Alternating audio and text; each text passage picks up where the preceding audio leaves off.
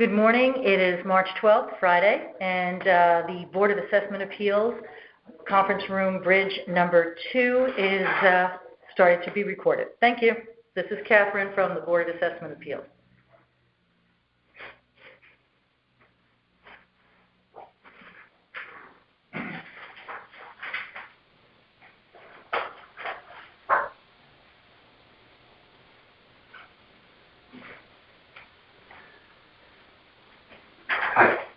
My first one's a phone. Do you need it? No, it's okay. I just want to mention that you may want to check your recordings periodically during the session to make sure that the recording's up. Yes, I checked the green light for the speaker. Thanks, Al.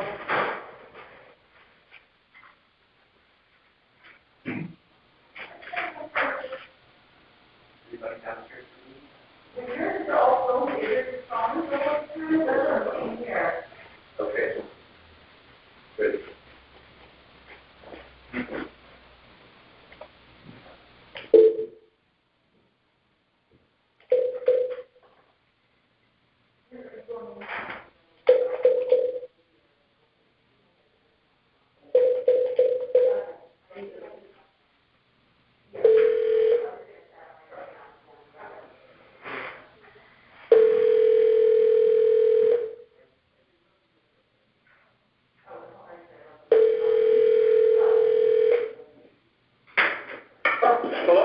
Hello, is this Mario Coppola? Yes, ma'am. Hi, my name is Catherine. I get from Fairfield Town Hall. I'm calling for the Board of Assessment Appeals. How are you? I am good, thank you. May I play Mario? Yes, please do. Okay, great. Mario, I want to let you know that we are being recorded for all the hearings, and I have some record keeping. So the hearing start time is officially recorded at 8:59, and I want to let you know that I'm going to confirm this is for appeal number 114. The property address is 160 Stella Lane. The owner is Evan Cleveland. His house has a value of $681,310 for his property, and you are asking for a reduction to the fair market value of $602. Is that correct? If you don't mind, if you just give me 1 minute, I'm just going to grab my file here. I actually thought we were at 9:30, but I'm more than happy to do it at 9 o'clock. Oh, I'm sorry. I have a 9. No, don't worry about it. If you change, I think the original time on the Wednesday was 9:30. I assume that when they moved it to Friday would be 2 minutes. Absolutely. Just give me 30 seconds here. I'll grab my file. And Mr. Coppola, one thing I need to clarify, some of the numbers are in the assessment value and some are in the appraisal or fair market value. So I just wanted to get straight on that because I think both are being used. So that was part of my confirmation. Sure. So, and because you were a lawyer, you don't necessarily have to be sworn in, but would you like to be? I'm more than happy if you'd like to give me the oath. Sure. Do you solemnly swear that the information you shall give concerning the assessment appeal now in question shall be the truth, the whole truth, and nothing but the truth, so help you God? Yes. Thank you very much. So, again, my name is Mario Coppola. I'm an attorney at Birch & Moses. And I'm here on behalf of Mr. Cleveland.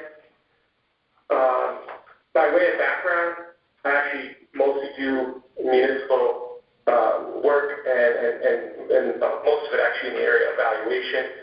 I'm in charge of the property tax assessment appeal defense work and actually all tax work for a lot of the surrounding communities. Westport, Weston, Wilton, Easton, Norwalk, Buchanan. I'm special counsel on the bigger commercial properties for Trumbull. I've previously in the past been retained by Fairfield as special counsel on property tax issues as well as other municipalities in Connecticut. And I'll just tell you from my perspective, from somebody who literally does this for a living, mostly on the defense side, defending municipal valuation, when you've got an arm's length transaction around the date of the revaluation, in this case, the purchase and sale agreement was entered into on September 30th, 2020, 1 day before the revaluation date. And it's an arm's length transaction and it's sold for $860,000. There is pretty much no doubt in my mind when I'm I'm defending the case, defending the municipality, that I'm not doing better than $860 a try. And I've been in a situation where I've had these sales happen to me, whether I'm representing another Westport, Canaan, Wilson, whoever it may be. And I know I'm just dead in the water. And so from somebody who, is 98% on the other side of things, on the defense side, and I've had this happen, there's really no defense to it. And the only defense, the reality is that the rebound company, they did their best job because at the time they were going off, the modified, obviously revaluation is a modified cost approach. And I understand how the system may have gotten to 973 here. They were not aware of the sale, probably, because if they were, then they should have. Then either Karen Crazy or Herb they should have lowered it to the 860. And so I provided you with copies of the purchase and sale agreement, closing statement, and the warranty deed, as well as the appraisal that the bank did. That pretty much has given you everything that I think the town would need to evaluate the value as of October 1, 2020, and to justify lowering it to the $860,000 purchase price number. Did you receive all those documents that I attached to the appeal? So first thing, yes, I do have all those documents in the appeal. And second, again, for the record, because some of the documents have assessed value versus the fair market value, I want to clarify for the record that the town has appraised the property or given a value to the property of $973,300, and you are asking for it to be $860,000, which is the contract date, the contract and the sales price for the property that closed in December of 2020 and went into the contract one day before the evaluation period of October 1st. Is that correct? That is correct. Okay, so I'm just, you hear me scratching things out, I need to put in the proper value. You know how sometimes these sheets can be, right? So we want to get that right. Okay, so that's what I said at the beginning. I just wanted to really clarify the assessment and market. All right. I appreciate your time and definitely the information. And just, do you have anything else that you'd like to add to the record? Do you have any questions for me? I saw the appraisal. I want to go back to the last part that says what it actually appraised at as well. The appraisal was $875, and so there's an appraisal done by a third party, Jack Chuka. And by the way, I knew it was higher than the sale price. And one approach I could have taken, quite honestly, is not to have given you the appraisal, and just to have said, here's the sale price. Here's the purchase and sale agreement.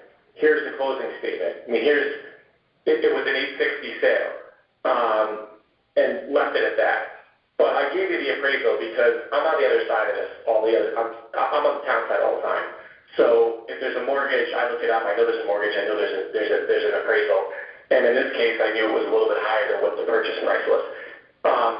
I really believe the value of the property is what it was. The best indicator of value is what a willing buyer and a willing seller are going to agree to in a transaction.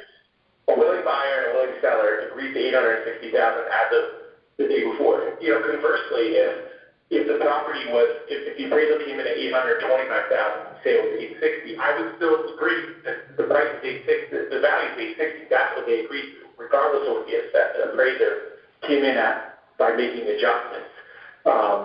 So, I gave it to you so that you have it. I try to be an open book when I'm on the plaintiff side of these cases. I don't want to hold anything back.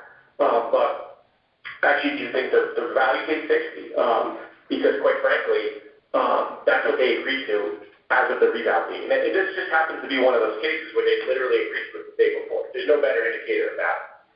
And I do appreciate your full disclosure and your open book and all the additional information. And it does settle that, I don't want to say trust issue, because we never want to say that we're, that we're fighting the appellant in any way, shape, or form. But when you have all these different pieces of case. You could say that, and that's why I think on the commercial appeal, I've always recommended, like, I don't even bother with them. over $1 million and take the option that the statute gives you and don't even hear them, because if I don't think the best commercial appraiser in Connecticut on your BAA, if the accountant's not going to give you, you don't know if they're giving you everything. You don't know what they're holding back from you. So I do appreciate that, and you know, your style of presenting it all versus, well, let's see what they find out on their own. So thank you. That's all. Thank you for that. So it does look well documented. I have the pieces. I think you're probably familiar with the Board of Assessment Appeals and how it works, but just say what I have to say for the recording. You are aware that I'm one of the 9 members of the Board of Assessment Appeals, and my role today was to collect information to be able to present the case to the majority of the board, who will then deliberate and vote on it. It's not to render a decision today, but to make sure that you're comfortable that I have all the information and understand it to present. Got it. Okay. So, and that said, if you have nothing else to add for the record, I do want to explain the next steps. I'll be presenting. No, the only thing I'll ask you is that if you have any questions when you do your deliberation session, yes, this is my cell phone number. I'm available on it from up till midnight. So, if a question comes up or a concern in the discussion during your deliberations, please feel free to call me. I'm available at any time. That's very kind of you. I will be presenting the position to a majority of the board. We plan to have all the deliberations done during the month of March. You will have a decision by mail within 7 days of the vote.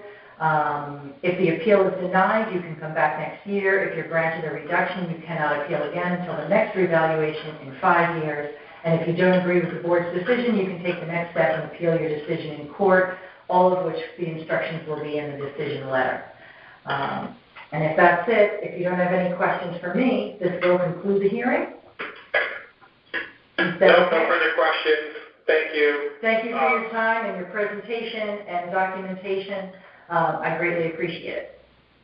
Thank you. Look forward to getting your decision. Have a good day. Take care. Bye. Hearing concludes at 9:09.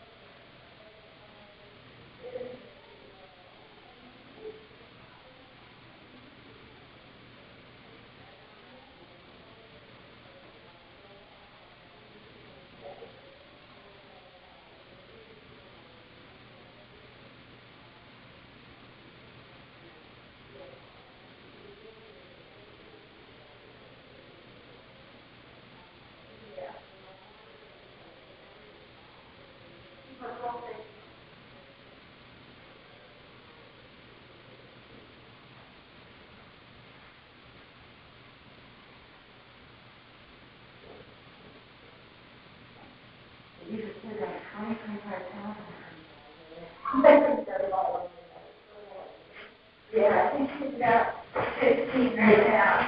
Once they hit that point, I was like, oh. Yep. Feel free to put it up on that table, wherever you want. And who made that blanket? My sister did for her aunt. I wish I could do things like that. So just give me 1 second for the lot of paperwork here. Okay. Okay, 12.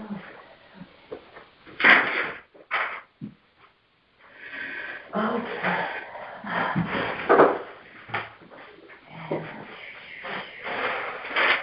Okay, and you have your affidavit, so great. Okay, we are being recorded, all right? So just so you know, the beginning is a little robotic and the end is a little robotic just because of the recording. So we get a little more conversational and calmer in the middle there.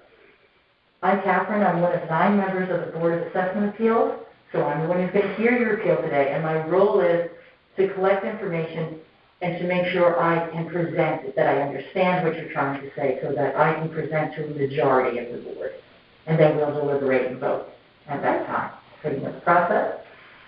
I have to state a few things for the record. The appeal will begin at 9:14. This is Appeal 13 for 580 Rolling Hills Drive. The owner is Zachary and Julie Perron. Is that your name? Yes, Perron. Okay, Perron. The town has valued your property at $956,400, and you are requesting a valuation to $880,000. Is that correct? Correct. Okay. I see that you seem to be putting the assessment amounts here, not the fair market. So we're going to be talking about the fair market value, not the assessed value, just for clarification. Okay? And if you would raise your right hand, I'll swear you in. Do you solemnly swear that the information you shall give concerning the assessment appeal in question shall be the truth, the whole truth, and nothing but the truth, so help you God? I do. Thank you very much. So what I see here is that you have just purchased the property. Yes. And you paid $800. What did you pay? $880,000. So you were asking for the purchase price. Correct. And you closed in December of 2020? Correct. Okay. Welcome to Fairfield. Your Thank first you. home here? Yes. Excellent. Okay, and you paid $880,000. Okay. That is a pretty straightforward piece of information. Yes. That's hard. So I'd like to ask, just again, that's straightforward. You put it in. You've got the warranty deed here. Did you happen to have an appraisal done for the property when you purchased it? No. A bank appraisal? Okay, so no bank appraisal, no mortgage, We have a mortgage. and the bank didn't do an appraisal? Don't worry, not worried. I know it's very nerve-wracking. Usually part of it, of the appraisal, they send somebody out to take a look at the property, and then they give the value to the property as well. Yeah, I don't think we did that. Okay, but if you have a mortgage, you probably do. Okay. It would be excellent if you had that appraisal. To be quite honest, if you listen to our deliberations, there's a lot of stock that we place in the appraisal. And Could I do a quick look to see if I have it? of course, and if you don't, and if you're better scrolling on your phone, we have an email, and you could send it in to us. So don't worry, it doesn't invalidate anything. It just really helps the case.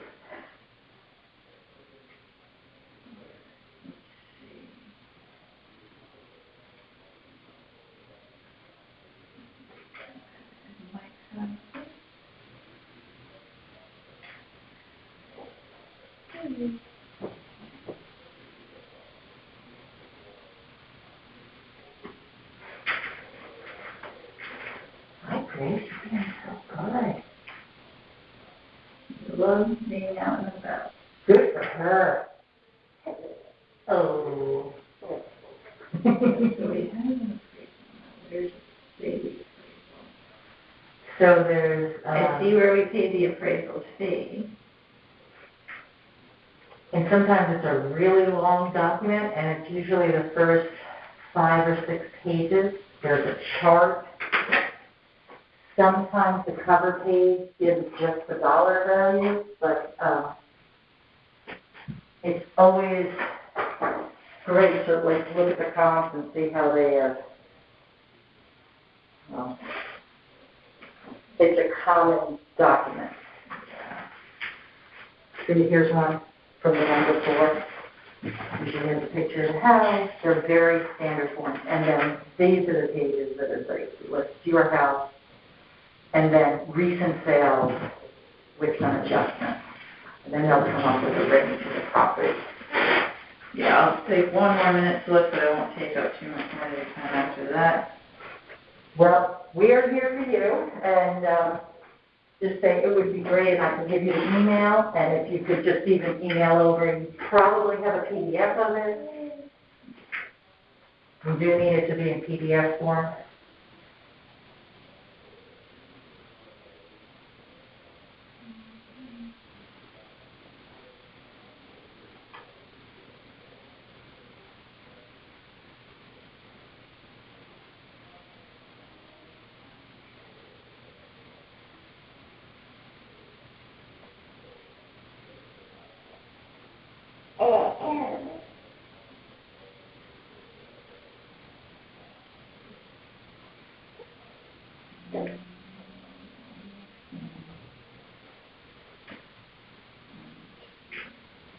Well, Julie, before we do run out of time, Yeah, do you sorry. have any questions for me? I You kind of understand? Yes, I understand. Okay. If you could you jot down our email, which is all over the website? But Yes. it's BAA, as in Board of Assessment Appeals, at fairfieldct.org. And if you could reference in the subject line appeal number 13 for Catherine, CATHERINE.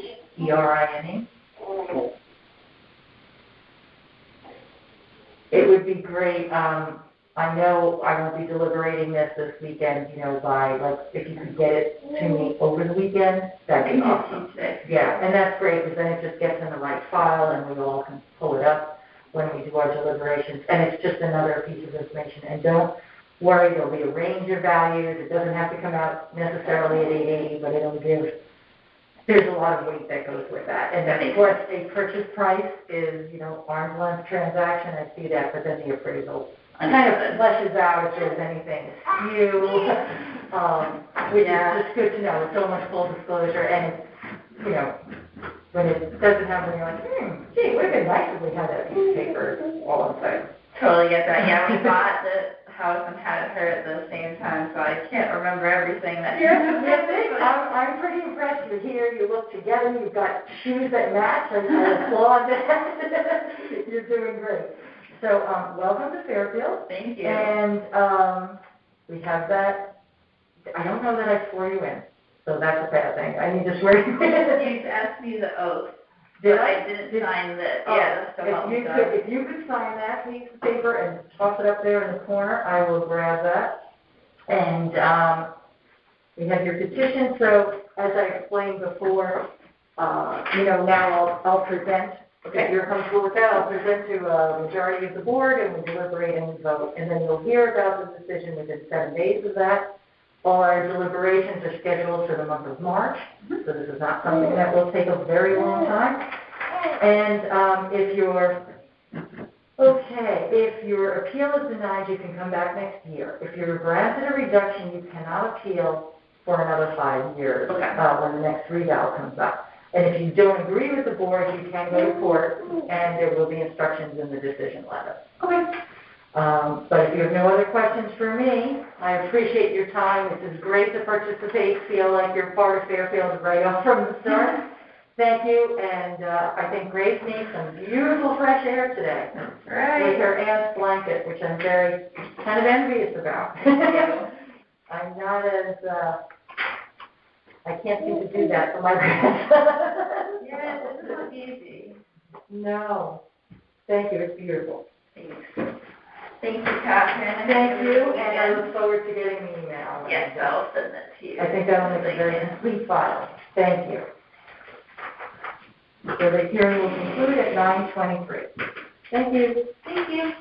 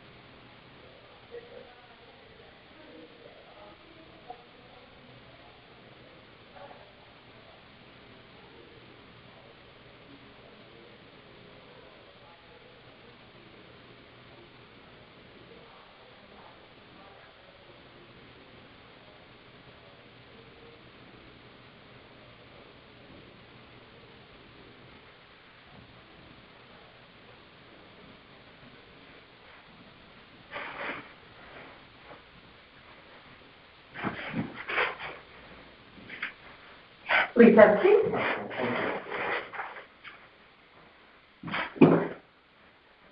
Good morning, Mr. McSween. Good morning. I want to let you know that we're being recorded. All hearings are being recorded. And therefore, I have a little bit of record keeping for the tape. Okay. The hearing will start at 9:28. Okay. And to confirm, this is appeal number 87 for 4466 Black Rock Turnpike. Owner is Patrick McSween. And the town has a value on your property of $893,500, and you're requesting a revaluation to $800,000. Is that correct? That's correct. Thank you. Excuse me for a moment. Just the mail merge is off, and I'm pulling in assessed versus appraised. You got it. Thank you. Rob did letters last night and forgot to put it back, so Yeah. you got it. Okay, aware. Okay, so thank you. Want to again introduce myself. I'm Catherine. I'm one of 9 members of the Board of Appeals. Okay. And my role today is to understand your case so that I can present it to a majority of the board.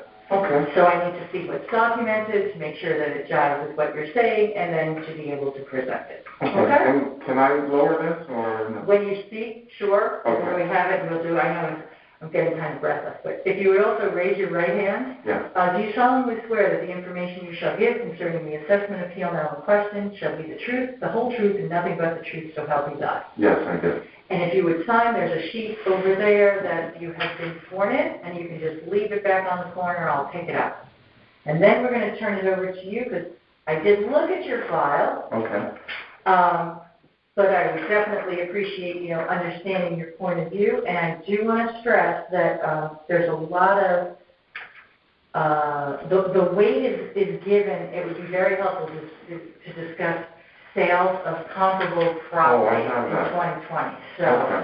that's where we are, and just because of time constraints and so forth, I want to make sure that that's what we get to as well. Okay?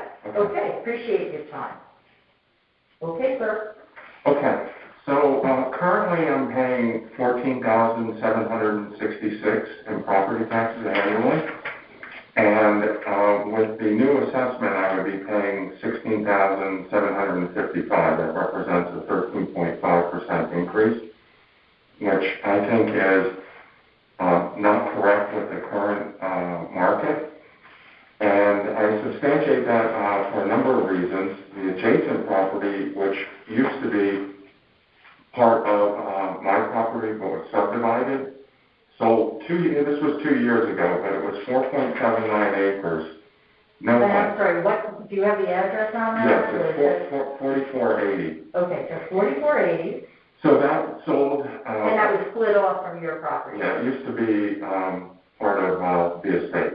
Okay. Our previous owner did that. Now, this is up by, it's Upper Black Rock Turnpike, just above the Merritt, correct? Yes, it's about 3 And are you acres on the of right land. or on the left? On the right as you're traveling north.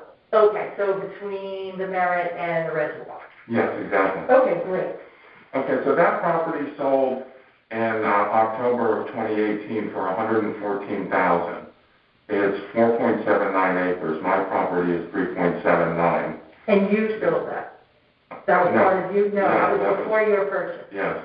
Okay. So I'm just trying to give you an appreciation for the value of the land, and that land is slotted for 155-unit condo under the 830G program, which would significantly impact my property. Could you just give me the sales date and amount for it? Because now I'm trying. So it was how many acres? It's 4.72. 4.72 acres. And it sold for $114,000. $114,000 is all they paid for the land. Wow. Yeah. Okay. And the closing date was October 16th, 2018. So it's laid fallow, but he's doing lots of surveying. And we see that there's going to be this development plan. So your information's all valid there. Yep. Okay, and that impacted my neighbor at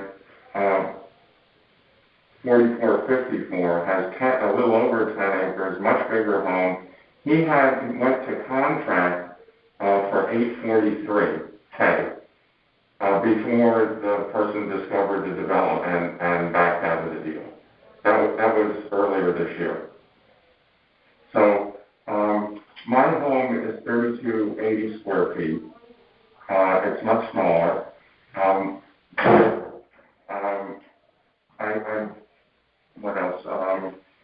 just wanted, because you have field cards in here, so I just, I need to get my mind organized enough. So you have the 4466, so you have your field card, and you have a field card for, they're all your field cards? Why do I have so many copies of your field cards?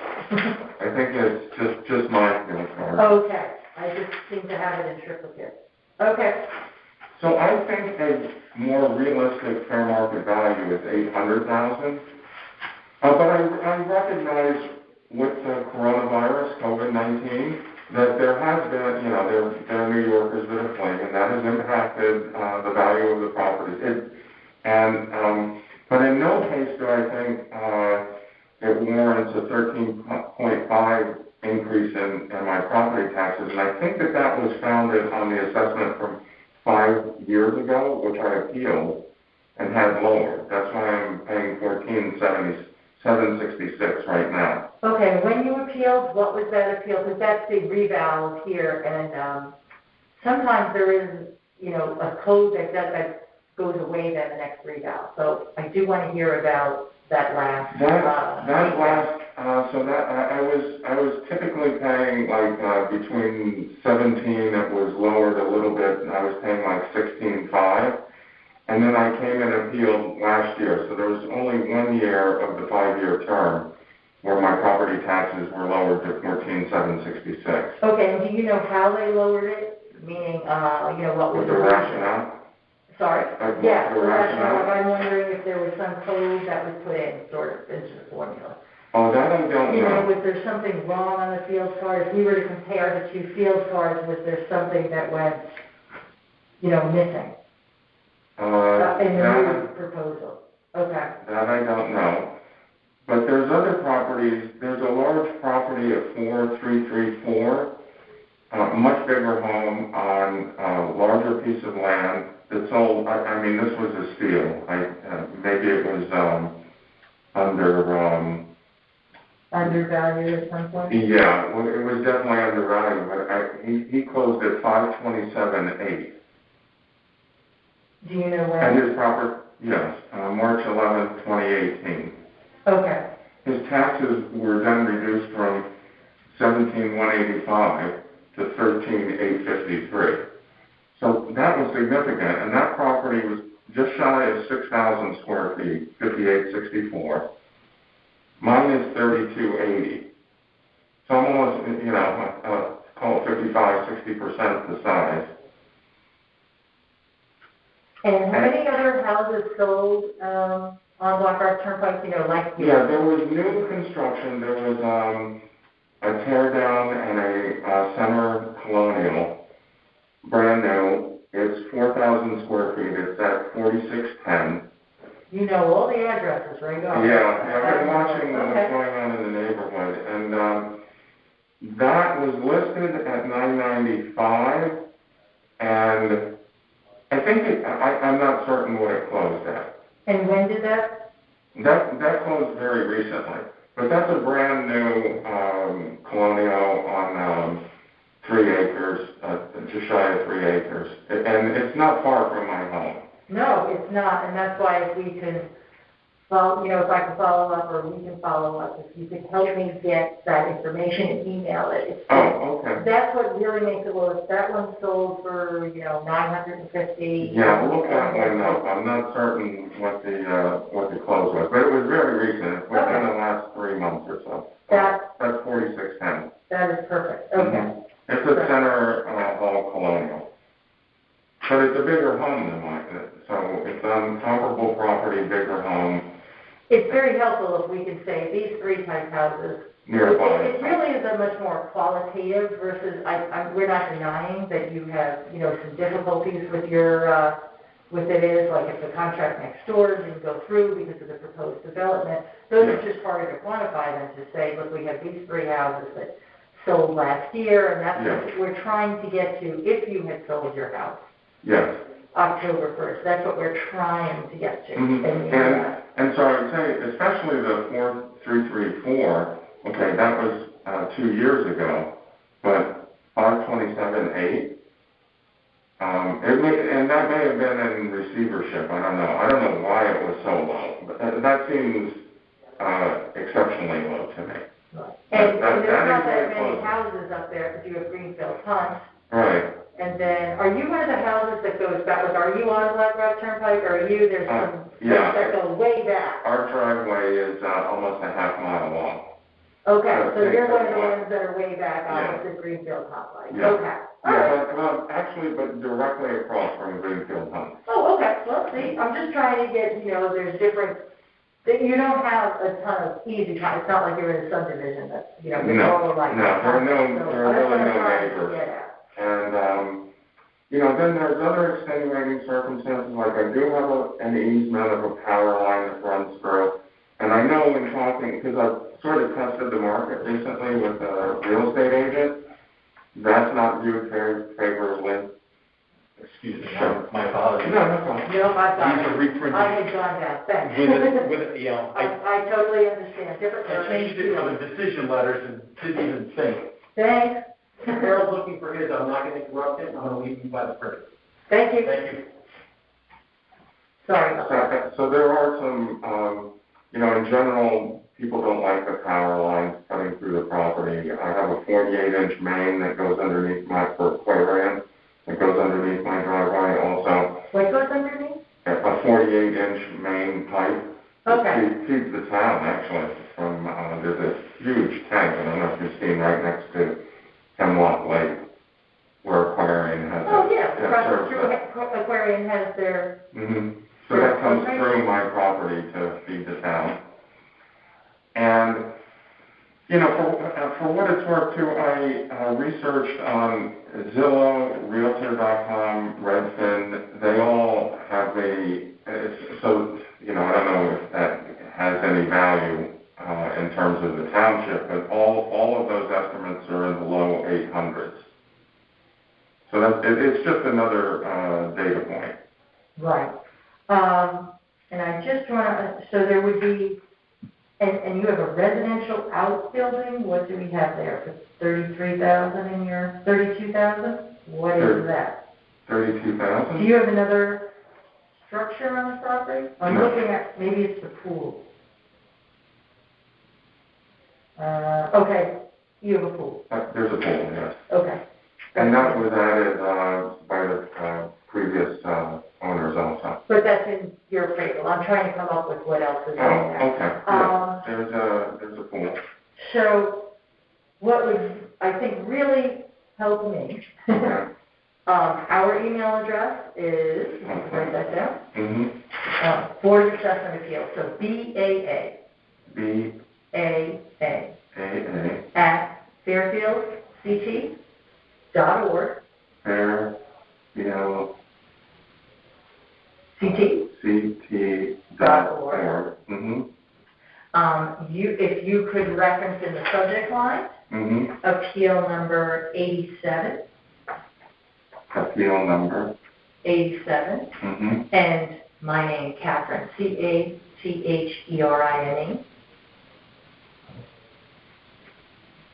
It would be great if you could send me Mm-hmm. a couple of those sales. And Okay. I understand what you're saying, and well, it's new construction, it's this, but it's Yeah. right there. Yeah. Would love you, and this would just, we're hearing 650 appeals, so I know it'll get done. If you go ahead and send it to me, and I know I'm going to get it. So I hope you're okay with doing a little quote my legwork. But Okay. it's just to really help your case. I'd love to see the listing for 4454. 4454. Like the realtor listings, the MLS listings are awesome because they have all that information in there, and Mhm. whether it's pending, it'll have the status of it, or if they removed it from the market. Okay. Same thing with, 4334. yes, Okay. and 4610 Mm-hmm. that we've discussed. That would be great. And don't know if you have this, but the reason that you got reduced previously, like, was there something on your field card, it's better if we find out what that really is and correct the field card, so it's always there, versus, okay, just adjust him to 88, because then it's going to come back here. Okay, You know, so, was it just a global adjustment, or something? that I don't know, but I keep in touch with Carol, and she was the person who reduced it, so I'll ask her, is there a field card that can help explain why the property taxes were reduced last year? And again, don't go kind of crazy on that, because we're just trying to find out if there's something really in the field card. And you could take a look at the field cards yourself and say, oh, well, that wasn't right, or I remember this. I'm not familiar with the term field card. Oh, it's what you gave me. Oh. It's a property card. Maybe we're just calling it different things, but it's what you gave me. Mm-hmm. And I'm just trying, you're a contemporary home, so that's somewhat different than the standard colonials that are going in. Yeah, it's very unusual for Fairfield. I've never seen a home quite like it.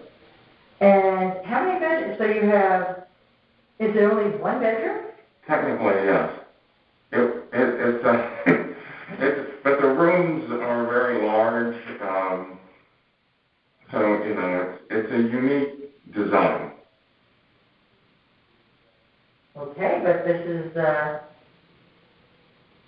again, for your marketability, it's a unique property, so you're going to need a unique buyer. Yes. So,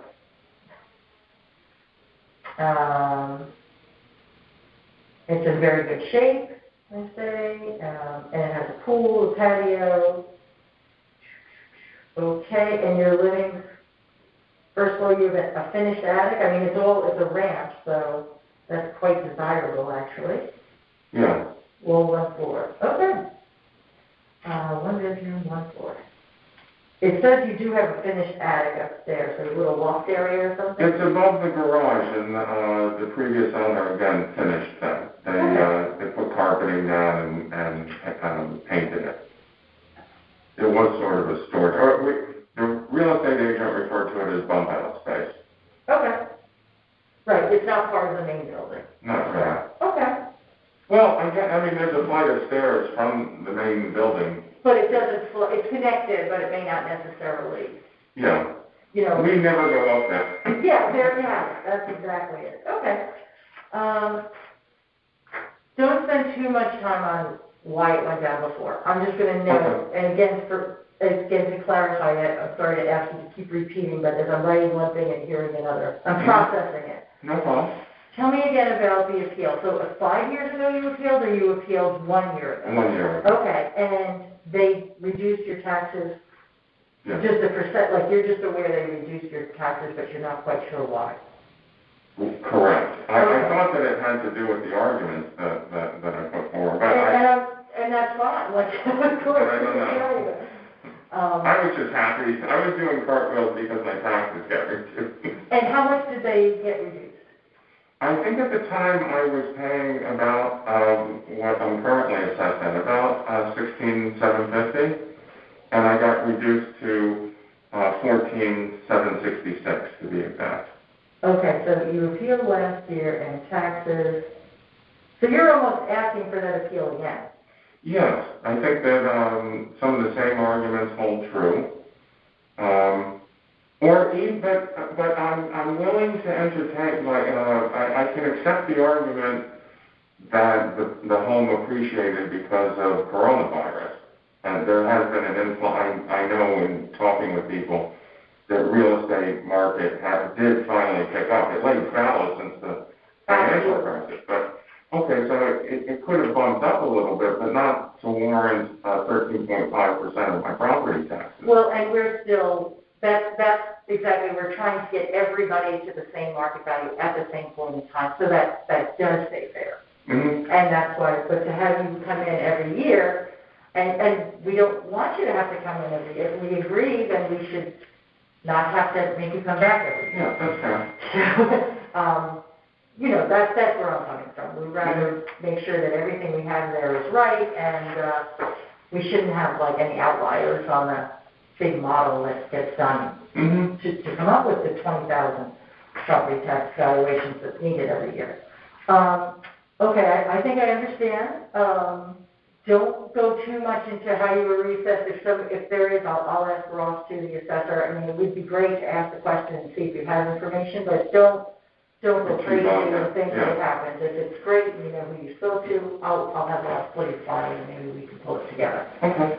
But if you could send me those 3 Yeah, or I will. 4, that would be terrific. Appreciate that. And if you have no other questions, I just want to let you know what the next steps are. Oh, yeah, that'd be helpful. Okay, great.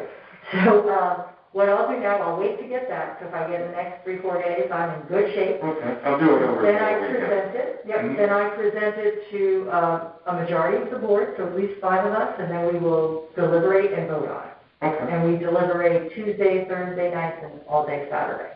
So we hear, and we deliberate. Mm-hmm. That's all scheduled for March.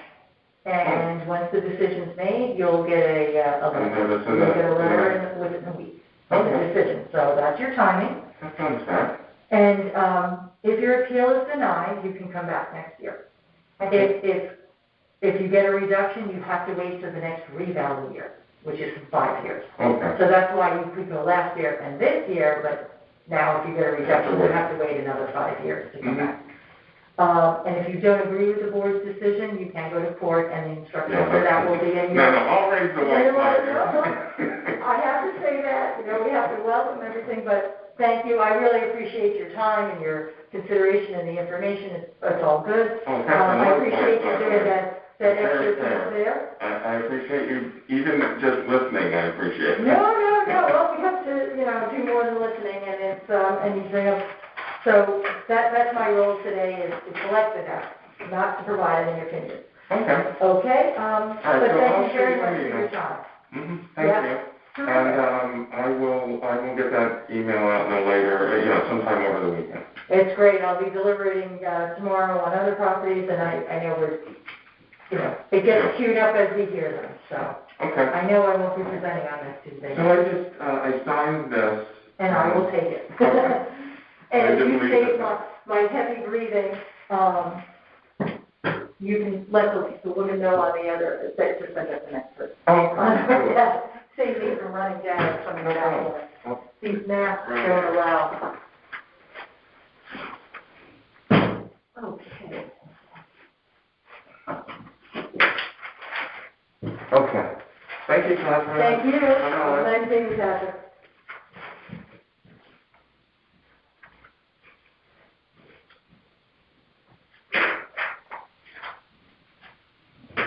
Hearing concludes at 9:50.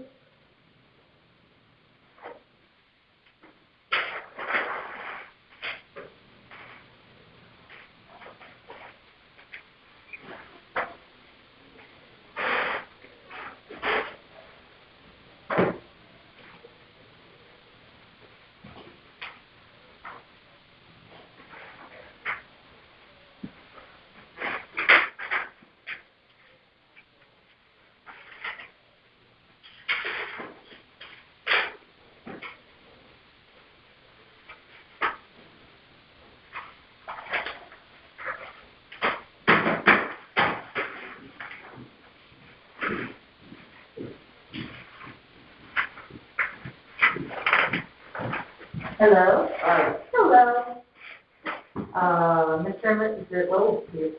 Do we have an owner and appellant? Andrea Viscuso? We're both owners. Yeah. Oh, okay, and Richard Studo. Yep. Okay. I'll leave that for the documentation in a moment. Alrighty, and...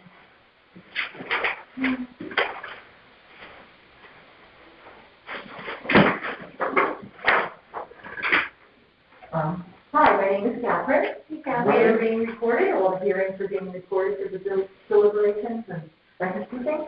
So there is a little record keeping, and the hearing will start at 9:52.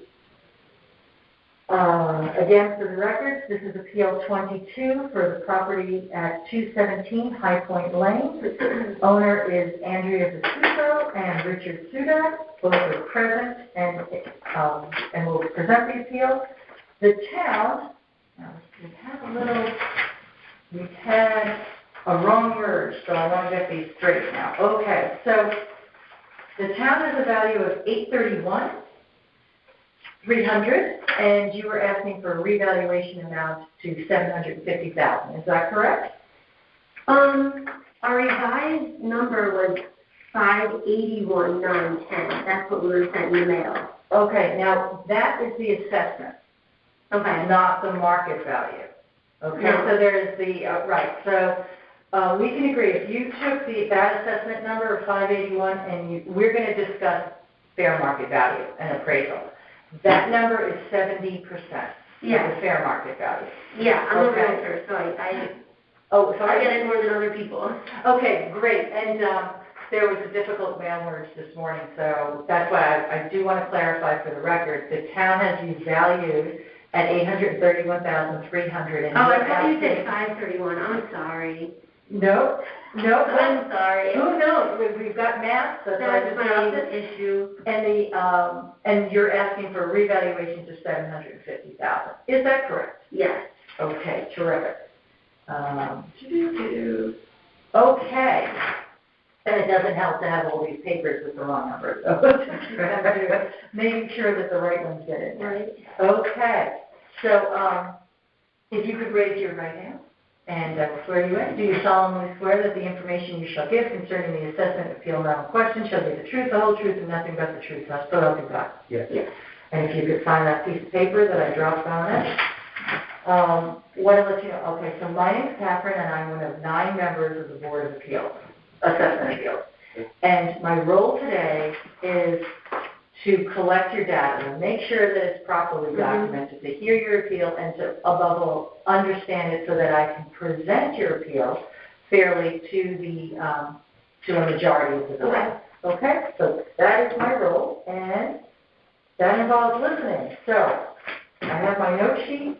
I took a look, and I see you have a professional appraisal that has come in at $755, and you purchased the home? Yes. Very recently, right? Yeah. Okay. Take me through when you purchased and so forth. So we bindered the beginning of December, I believe, or like right after Thanksgiving. It closed January 15th. I want to say our appraisal was December 8th. Okay. There's a date on it. Yes, but that's, I mean, it was done so you could purchase December 15th? Yeah. And it was done as, I guess, part of your mortgage. Yeah, exactly. Okay. So the house has not been updated since 1969. I feel like in hindsight, we kind of overpaid, considering like we found a lot that the house needed that we weren't expecting. But regardless, we're doing some work to it, obviously, because it hasn't been touched in decades. But we just, we're okay paying taxes on the house, obviously, but we just want to pay a fair market, taxes for the exact house that we purchased, so that when it does go up with the improvements, it's, that value reflects exactly what we should be paying instead of being inflated from the start. And then I feel like looking in the future, that could be an inflated, inaccurate number when you do the math, taking the improvements into consideration.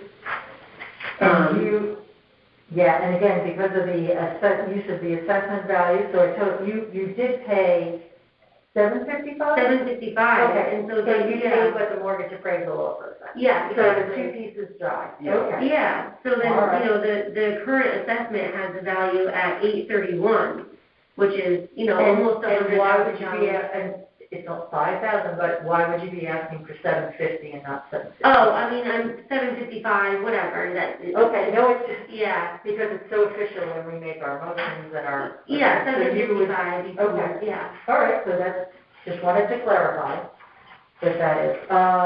Okay, and then I'll take a look at the appraisal, and this is exactly the information that we often use to deliberate. So you are right there, with that. So I just want to go over, now where is High Point located? It's one of those little streets right there. It's Pond is over there, right? It's Congress to Hillside. It's in that, Yeah. okay. Yeah. So I have the vicinity.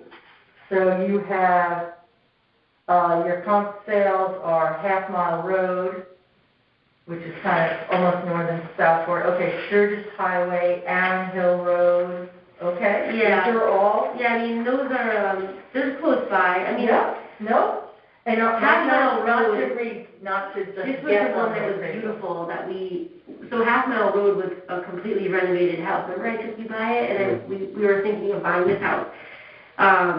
And you I would was see in that it. in the appraisal report. They Yeah. have a condition 3, and he He makes his took off adjustments for $40,000, and it was a flip house, meaning like everything was beautifully redone, the whole entire house. Meanwhile, our house has wallpaper on the ceilings, and nothing has been updated since the 60s. Like literally, didn't even have central air. So it'd only take off $40,000 for a house that was completely renovated. It had a fire, so they had to rebuild the whole house. So like everything was new. Oh, okay. So I mean, $40,000 is a drop in the bucket because it doesn't even get you a kitchen. It's kind of the cost of the kitchen, I mean. That's it. That's it. Right. But it had master bath, it had everything else, siding, master bath, and it had the whole house. So yeah, I mean, the condition of the house was very bad. I mean, they had green GE appliances that were original to 1969. It's just nothing. Yeah. It needs your personal touch. Yeah. It'll be your home before you know it. Well, I mean, I don't like to, welcome to Fairfield. I don't want to make you, do you have anything else that you want to say? I want to make it feel that you've presented I appreciate the brevity and the appropriateness of the information, but I'm still willing to listen to you. I don't want to be. Yeah, no, I mean, I honestly was surprised it even got to this actual hearing because the informal one that we had over the phone, I mean, I had the appraisal, I sent it to her, I thought it was like pretty straightforward and easy. So I feel like it's pretty easy. We have all the facts that we need. I feel like that process, again, I'm not so expert, but to let you know that the informal hearings were really about collecting information to make sure they had nothing wrong on the field card. And then these hearings there's a very complicated model of putting in the sales, and it was such a crazy year in Fairfield with all the sales. So these hearings really help modify the model to make sure so it's a second guess. So I appreciate you coming back and taking the time to do that because, and not getting frustrated by the process with processing it out. So that's the purpose of us to hear that. So I think I understand your case. I think I have the right documents to make that presentation. Okay. And that would be the next step. I will present to the majority of the board by March. We're all scheduled out to hear the deliberations in March. And then within a week of the vote, you'll get that decision. Okay. And if your appeal is denied, you can come back in 5 years. You can come back next year. I'm sorry. If it's denied. Wow. If you're given a reduction, you can't come back until the next revaluation. Okay. Because this is what that is kind of a test of that revaluation. Okay. And if you don't agree with the decision, then you can go to court, and the instructions for that will be in that letter. But do you have any other questions for me, or? No, good. Okay, well then, again, I do appreciate you coming in. I love people who participate and help make the process better. So I appreciate your patience. Thank you. Have a great day. And the hearing concludes at 10:01. Have a nice weekend. Yeah, you too. Thank you. I'll take that case. Yeah, thank you. You're welcome. Thank you. Hello.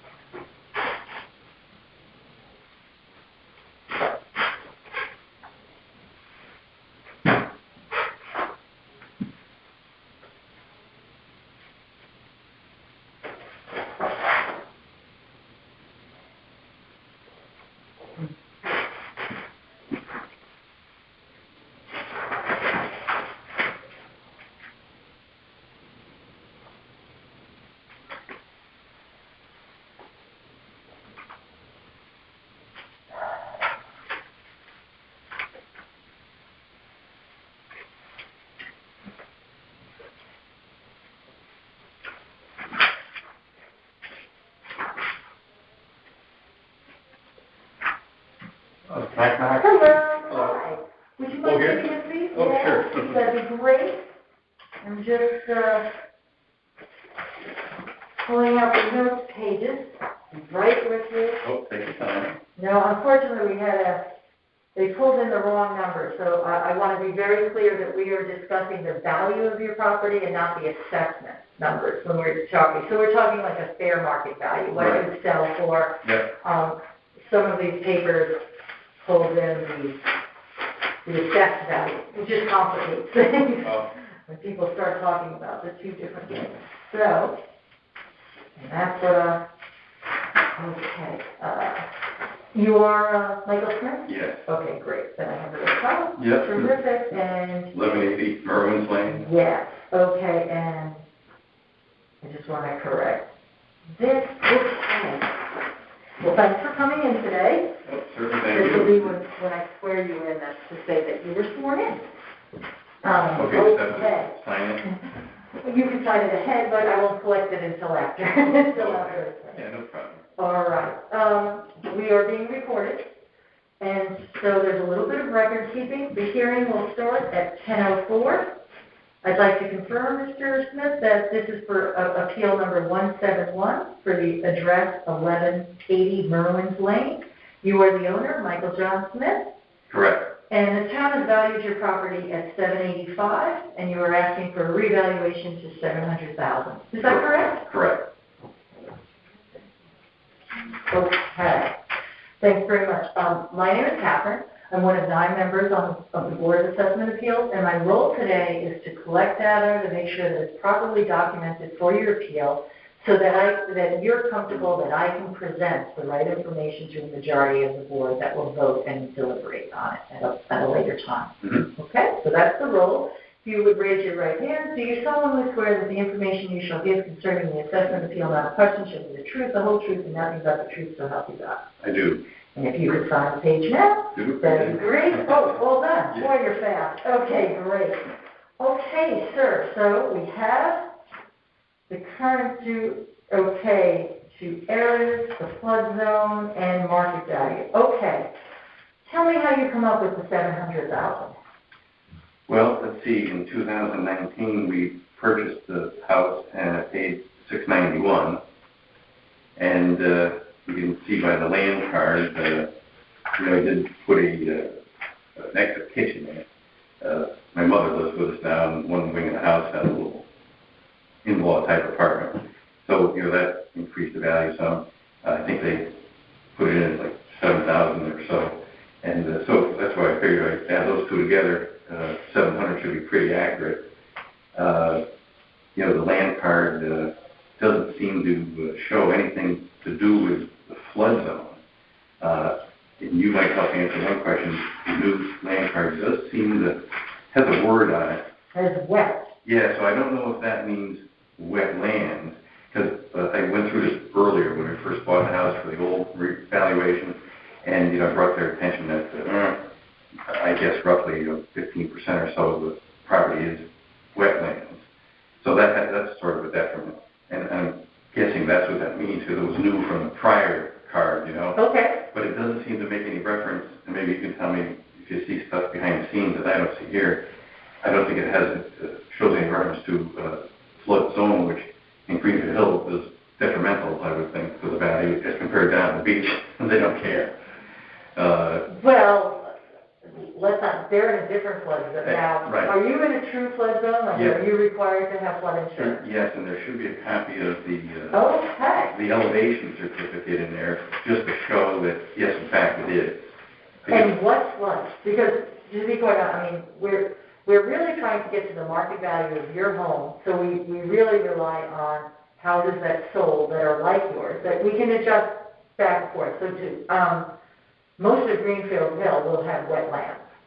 So it's not considered, it's not considered a difficulty or, because that's what it is there. If you're going to buy Greenfield Hill, the chances are almost all the lots have some type of easement or restriction for conservation or wetlands. But that said, I don't know many that are in a flood zone. Right. So I have your appraisal report, which is the previous year when you bought the house. Correct. Okay. And So that shows, Where's the flood zone, what is that showing here? We've got- again, there should be a copy of an elevation certificate. Oh, glad it was in the back and I got here, all right. So it's in a flood zone because of the elevation? Because, Well, partly, right. Again, it's in the flood so zone. it's the underground, No, is it the high water near, table? it's near the, what is it, the Pasco Brook, Oh, okay. area. So, FEMA keeps changing moving the goalposts. When it first bought the house, it wasn't in the flood zone. Then they changed the distances out, and now it is in the flood zone. So I would think, again, that would make a difference. Okay, And so that's just one part. the flood zone was expanded to now Right. include your Better house. term, right, That's the way we should, okay. Yeah. Yeah, because I'm pretty familiar with your development, like, I did not realize that much, I know there's a high water table, but the expansion of the flood zone But from Pasco Brook better is thought. how we have to say it. Okay. Right. All So right. now it envelops the house, it's in the flood zone. Do you have to have flood insurance? You have to for the mortgage. And what do you pay for that? It's $2,200 a year. Okay. And So that's since you bought it? Yeah, Okay. so that's just one part of the puzzle. And then, more importantly, I think what you're alluding to also is, market value. Neighbor across the street, 41 Riders Lane, bought his house last year, or in 2020. He paid $675 for it. I think my copy of the land card for his house, shows the sale date and the sale price. But his house is 600 square feet larger with 2 extra bedrooms. So you would think that, my house would be less. That's the train of thought. That's the perfect comp, that's exactly He where paid I'm going. $675 for a larger house. He's not in a wetland, he's not in a flood zone. So it should be more desirable, higher market value, mine should be less. That's the train of thought. Absolutely. Okay, so I can follow that thought. So 71 Riders is, 41 Riders. Right. It's a great example, and you say that, And there should be a copy oh, of there that. might be. You have, okay, you have the informal. If There you not- go, no, it's right here. Oh, it is? Okay. That's right. No, you're good. I Okay. just have to get and that sold April 2020. Okay, and Right. that, as you said, that has 3,800 square feet? Right. Okay. So it's like 600 square feet larger and Okay. 2 extra bedrooms, which... And what, do they have 5 and you have 3, or they have 4 bedrooms? Yeah, How many bedrooms do you have? there's 3. You have 3. Yeah, so I don't know if there is 3 on that one or not, but Okay, and how many baths do you have, just quickly? 3. Okay. 3 bedrooms, 3 baths. Okay, that's right. So again, the idea is it's a little bigger, it's got an extra bedroom, not 2. Right. And that's a 2020 sale, which is what, Right. to quote, update your appraisal, which is the year old, but, Yeah. okay. Any other houses in your neighborhood sell with, and it's more No, of an update to your appraisal nothing that I can think of. than, okay. I thought that would be most relevant, it's right across the street. It is, and can't beat that, right? Yeah. No one. Okay. And so your appraisal then came in, Yeah, they're appraised at $785, and we think market value is accurate, $700. And I'm not asking for less, and the attorney was at 700 what you paid, okay. and $691 plus the Oh, upgrade. right, okay, so that appraisal was a touch higher than yours, and it used, let's see, Coventry Lane, Merlin's Lane, Hollydale, and they sold one from 2018, but that, and then they do come in with a nice range, right around 700. So, okay, I understand. Now, I have to say, in all honesty, I have to take a look at all the codes to find out about that flood zone and so forth, which that's on me to ask the assessor. But,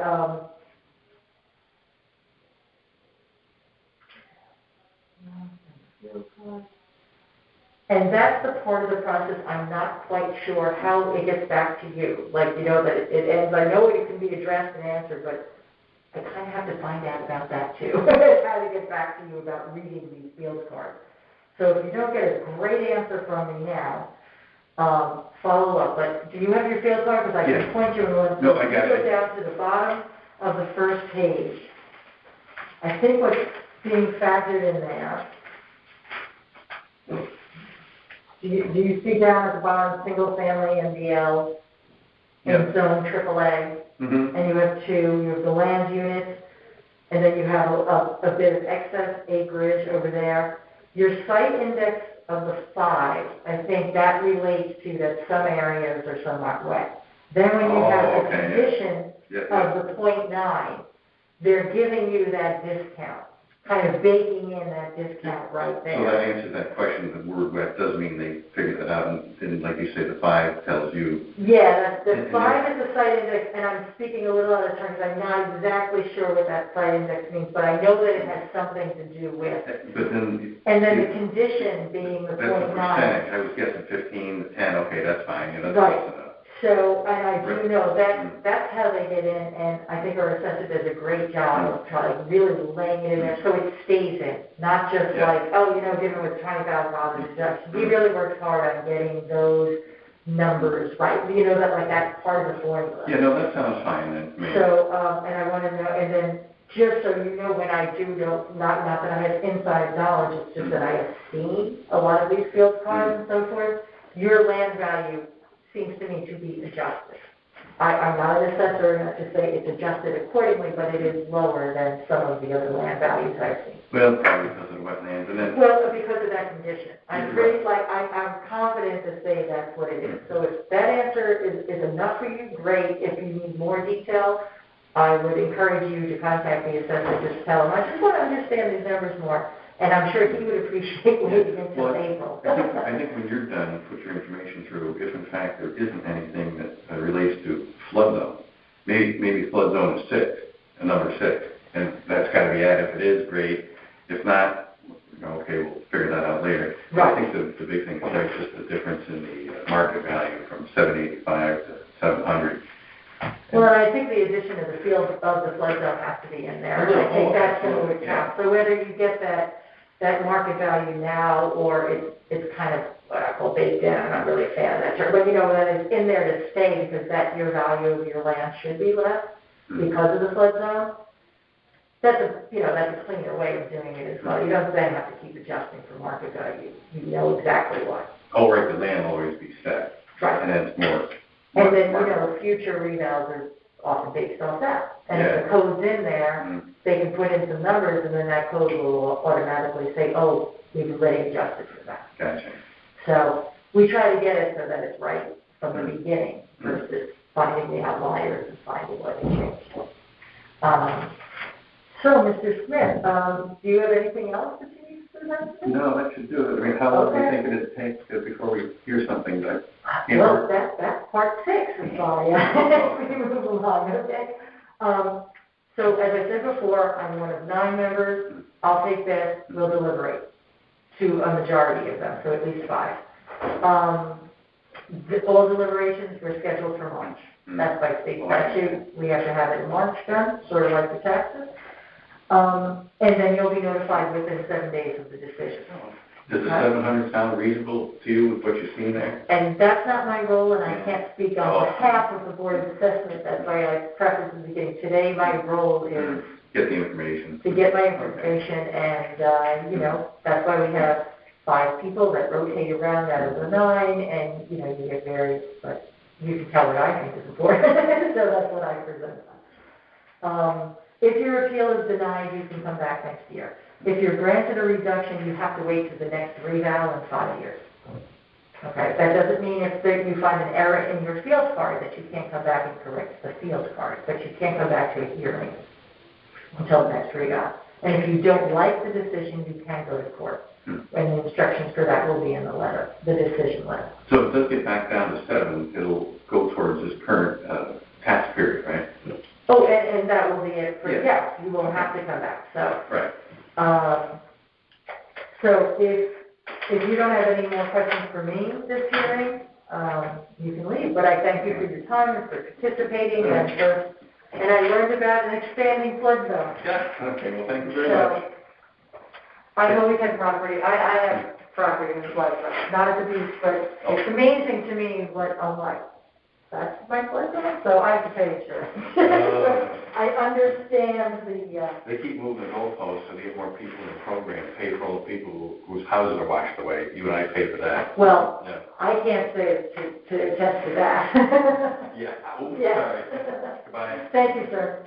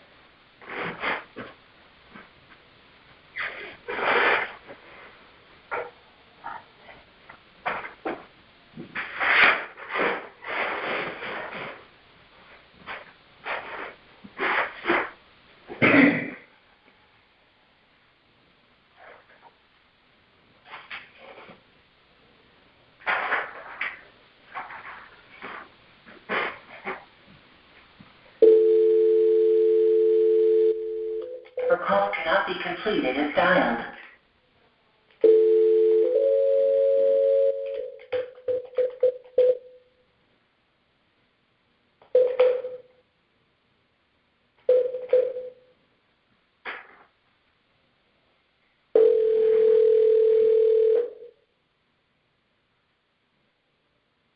Hello? Hello, Mrs. McCarthy? Yes, it's hi. Hi, my name is Catherine. I'm calling from Fairfield Town Hall for the Board of Assessment Appeals. Yes. Okay, you're expecting the call. Terrific. Thank you very much. Again, I wanted to introduce myself as Catherine to let you know that all our calls and hearings are being recorded, so you will be recorded. And so I need to state a few things for the record. The hearing will start at 10:28. This is appeal number 81 for the property at 195 Townhouse Road. The owner is, could you please pronounce your name so we get it straight? Ivana Mokarski. Okay, and you are the owner of the property? Yes, together with my husband, Czesław Mokarski. Okay, terrific. And there's a Czesław, so Mokarski matches as the name. There's a Czesław and Travolska? Ivana Travolska. This is my maiden name. Oh, The okay. name has been changed on the file. Okay, and you know what? Not all of it fits, so sometimes I get just partial on the computer, you know, in each of the forms. So it makes perfect sense. Thank you very much for that. So I want to clarify that the town has given you a value or has valued your property at $683,400, and you are seeking a reval, but I don't have a number. You are seeking a valuation of what for your property? No. It's just an appeal for a tax assessment on my property. So, But I need to have a value. If the town has valued your property at $683,400, what do you think? Hold on, let me look up the form because I don't actually have the form that you have right now. Okay. I mean that you are reading from right now. Hold on, let me find it.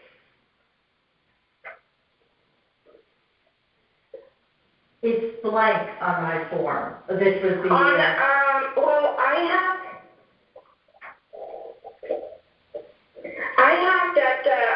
have the tax assessment form, and the town values the final assessment is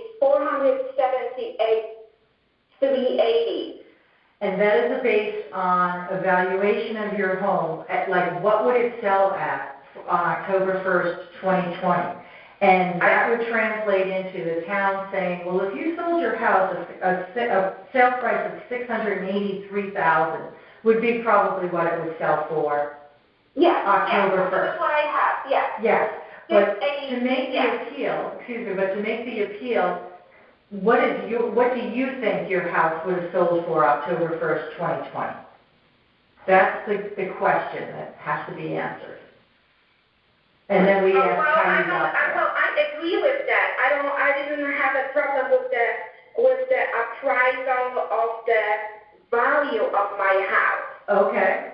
My appeal is about the tax assessment on the house. Okay, but the tax assessment is based on that appraisal. That's so. Okay. I think so when you I value 600. Okay, 600. Okay. And then how do you get to that 600? As in, what houses are selling? Because I have the wetlands on my property, and I am very restricted. This property is very regulated, so I think that it's not valued as much as the town. As the town says. As the town says. But I just wanted to let you know that the reason why I'm appealing is, of course, straightforward because of I'm the owner of the strictly regulated land, which is the wetland, and I am restricted onto what what I can do and I cannot do. I cannot do a lot with my land. I think that the taxes somewhat should be a lower assessment on my property taxes because of that. This is the reason that I was appealing. I don't know if the town was aware that the property that I am the owner is placed in the very regulated area. Could you help me? There's a map in your file. Yes, that's why I added the map. Let's talk about that if you could, because that will help me present and, perhaps the field part needs to be adjusted in the part of the calculation. So you have this map, right? What are those blue outlines? And then there's a large, reddish area. So I'm assuming the reddish area is the regulated wetland? No. My whole land is regulated. The red area that you see, those are the wetlands. Okay. Besides the wetlands, there is a blue line that goes through my house actually. Yes, that's still regulated area because it's the buffer zone that needs to be respected to the wetlands. Okay, so that's the whole zone. Okay. So my whole backyard cannot be utilized the way I want it. I cannot build a swimming pool or a deck or anything. If I'm changing the septic, for example, for my house, it requires a lot of permits from me, besides the health and zoning, which is normal, like for other owners. For me, it will require a special, very expensive permit to get from the conservation department in order to, for example, change something that I have to for my house, right? Like a septic system, which lays in the backyard. But it was done 60 years ago when they didn't have this regulation in place. So I think that I am faced with more restrictions than the other homeowners, and my taxes, I think I should have a lower assessment on the taxes because of that, because I'm not able to do what the other owners can do, right, with the property. I'm following you now. The map makes more sense, so I understand which is good, because that's my role today. It's always good that we have some other things that would help clarify the picture for me. Have you lived in the home a long time, or did you just buy it, or how long have you been there? I've been here in the house from 2011. So when I bought the house, the first thing that we wanted to do was to change the septic system because it was very old. Right. And then I found out how much permits I have to take besides the regular permits, like from the conservation department, and to do the survey of the wetlands and all that. This is really expensive and complicated stuff. So we said with my husband that we can wait actually with this because it's very expensive, and we will see how long actually this septic will last, and we will get it when we really have to. Then I was finding out how much regulated this land is, and that I am not able actually to do what I want to, like the other owners. That's why on the tax assessment, I was thinking that, I will let you know that this is the way that I have to, live right now, and I want to be in a compliance with the regulations, but I think that somewhat lower tax assessment would really help. Could you? And I think it's fair, actually, too, in compared to the other homeowners. Could you give me some more information on the septic? Because I was trying to understand that. You bought the property about 10 years ago in 2011.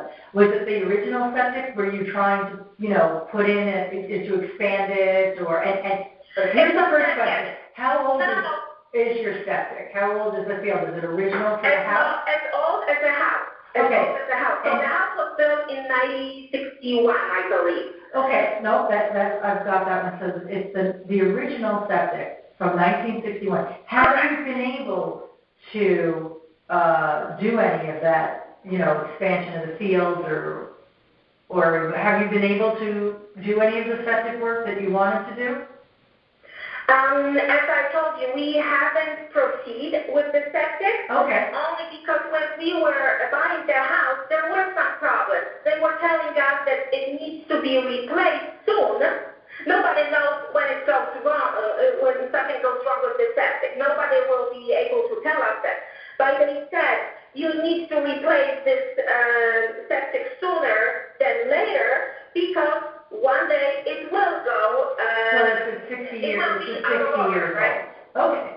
So yeah. So I think that's after we found out about all the extra steps that we need to take with the conservation department and everything, then we said with our husband, you know what, this is really expensive. We will wait, or we will put off this on the back burner, I would say. correct.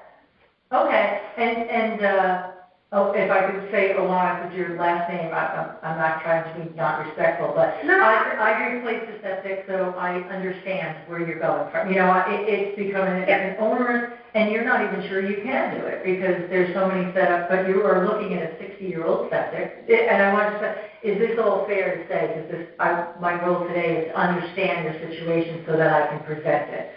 So your main concern is you have a 60-year-old septic, and for 10 years, that you're probably going to have to replace this, but every time you try to do something, there becomes a prohibitive cost, whether it's the survey, the permit. No, it's not prohibited. I mean, they will let us do it. It's just that I have to go through some extra costs on top of like the other regular owners would do without any problem. I will have to go to the conservation department and get very expensive permits and all that. Right. Okay. And that's, so I understand your position now, and I appreciate, the background information of trying it. So you're proceeding, but not with a huge amount of because it has to be done, but every time you do it, there's these additional costs to have it done. You have not yet been denied. Mm-hmm. You have not yet been denied, but you do know, and you're making aware that it is a long and expensive process, that your neighbors don't. Exactly. Okay. Yes, that's correct. Yes. Okay. I just, I wanted to have that. I feel it would be fair if I get at least a lower tax assessment for the property that I am not able to utilize the way the other owners do, right? Correct. Right. This is my thinking, for the appeal. Okay. Okay, and now I understand that. I think I do. So, are you confident that I now understand and you've made your point? Is there any other information do you think I need? No, this is all. Okay, well, and so I thank you for your time and the information and understanding it.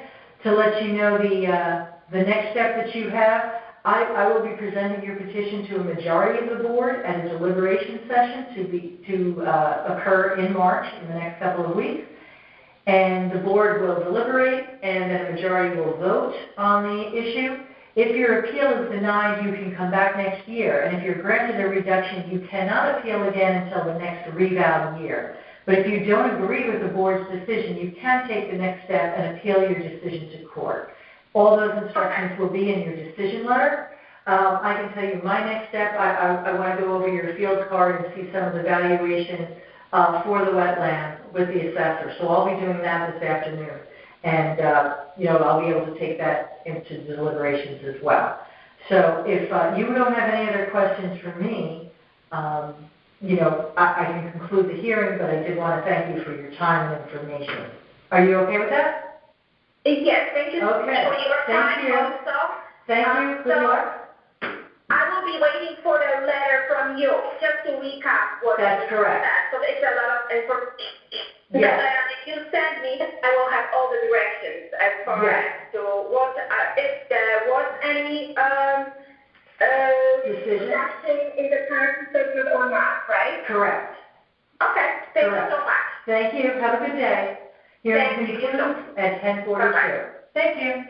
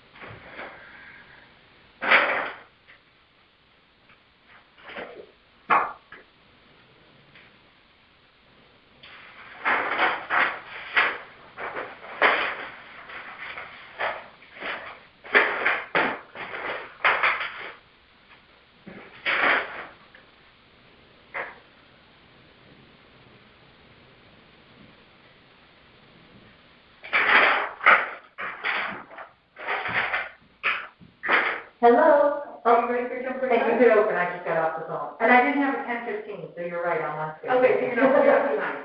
I am not. You can open it. Okay. It was just a phone. Okay, I'll send them up. Thank you. Okay, no problem.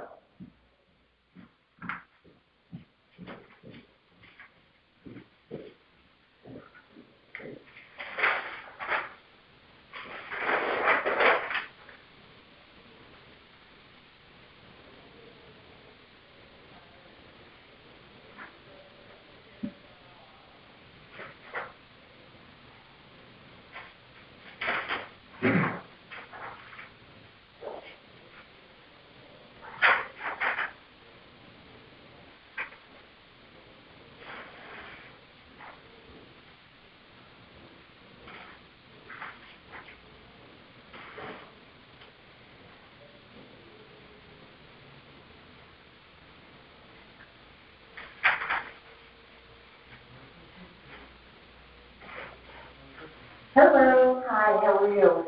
I'm good, how are you? Okay, fine. If you wouldn't mind sitting in the blue chair at the table there? Yeah, there we go. Social distancing. Hello. Hello. My name is Catherine. Our hearing will be recorded. So I have to say a few things for the record here. Okay, I hope I can hear you. So can you just speak up? I know you have to wear the mask. I have my hearing aids in. When I speak, do you want me to do this? I'm okay so far. I Okay. just want to make sure you know that I to speak up. God, would you mind closing the door? Yeah, I think I should, yeah. Nope, don't worry. Hearing will start at 10:46. This is for appeal number 448. The property address is 320 Misty Wood Lane. Joanne Teager is the owner and is present for the appeal. And may I ask, sir, who you are? He's my husband. Okay, so, and your name? Mark. Mark? Okay, thank you. The town has valued your property at $642,200. You're asking for a revaluation to a fair market value of $556,250. Is that correct? Yes. Well, just to let you know, I'm Catherine, and I'm one of 9 members of the Board of Appeals. My role today is to understand your appeal and to make sure that it's properly documented and that I can do a good presentation to a majority of the board. At least 5 of us will deliberate, and then we'll vote. So, again, my role is to collect information and make sure I understand how you want to appeal your process. Okay? If you would raise your right hand. Did you say you were on the Board of Appeals? I am. I'm one of 9. Not one of them. And Okay. then 5 will vote, so I'm the one who's going to present your appeal. So I want you to feel confident that I understand what you're saying, and I'll let you know, I'll kind of steer you to the more pertinent information. It's good. If you raise your hand, do you solemnly swear that the information you shall give concerning the assessment appeal now in question shall be the truth, the whole truth, and nothing but the truth, so help you God? Yes. And if you could just sign that piece of paper up there that says you were sworn in, I'll collect that at the end. And so the question is, how did you come up with... Do I, just my name and you'll fill the rest out? Yeah, the date's the 12th, and then I sign. So I have to say, through your appeal, it's great to focus on comparable sales, which I think you have a comparable sales analysis here put together by Matthew Hyde. So that would be good to go over with me. Okay. And I'd like to know how else you came up with the, if there are other conditions that why you value your property at $556,250. Okay, so I have a list of attachments here, which I included in your packet. And I have, confirming that. Okay, so the first one is our state. We asked for the property record card, so I put that in first. Yes. And did you have any questions with anything that was on there? Or No. Did anything look wrong? No. Okay, great. I mean, just, our main concern, okay, so that's that.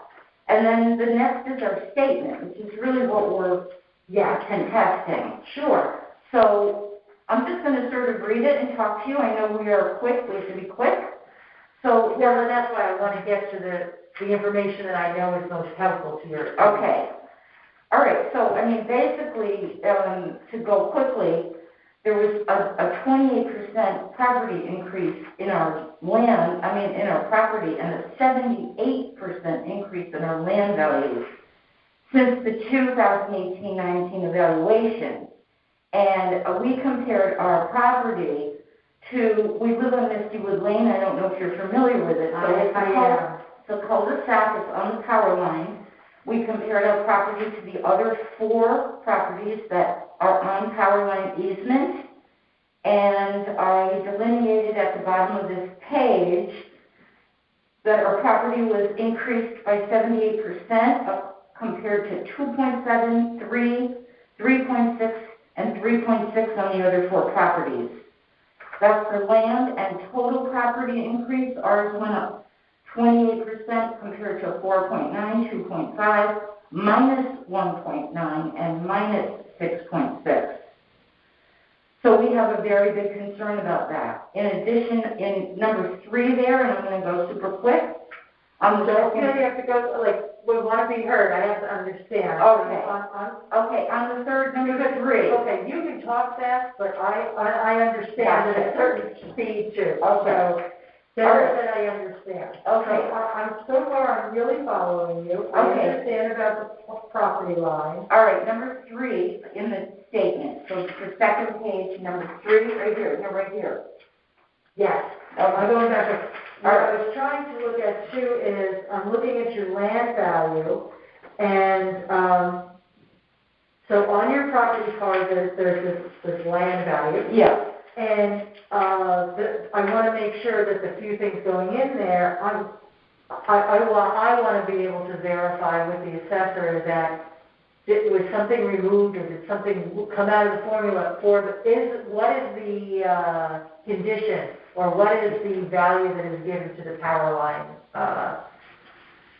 condition. And so when I look at this, I do see that you have a condition of 0.9 and 0.5 on your excess acreage. I'm going to ask him, what does that mean? Well, it means in the ECHO. So that's what he's giving you. The ECHO, is that the power line? ECO is the electric company power line. That's what it stands for. The electric company, is that the power line? I thought there was a cell tower. It's just the power line stuff. It's a power line. No, it's owned by Eversource.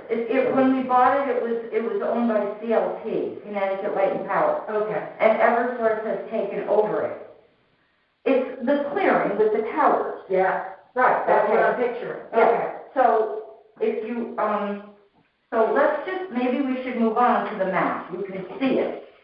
No, so and I just want to see how that is calculated in your land assessment part. Well, there is on the card, on the field card, yes, there is a excess of 1,900 for it. Oh, see, now again, I didn't focus on this because I didn't know that's what we were going to focus on, but well, no, I'm just trying to. There is a discount. There is a discount, so but we don't believe it's enough. That's right.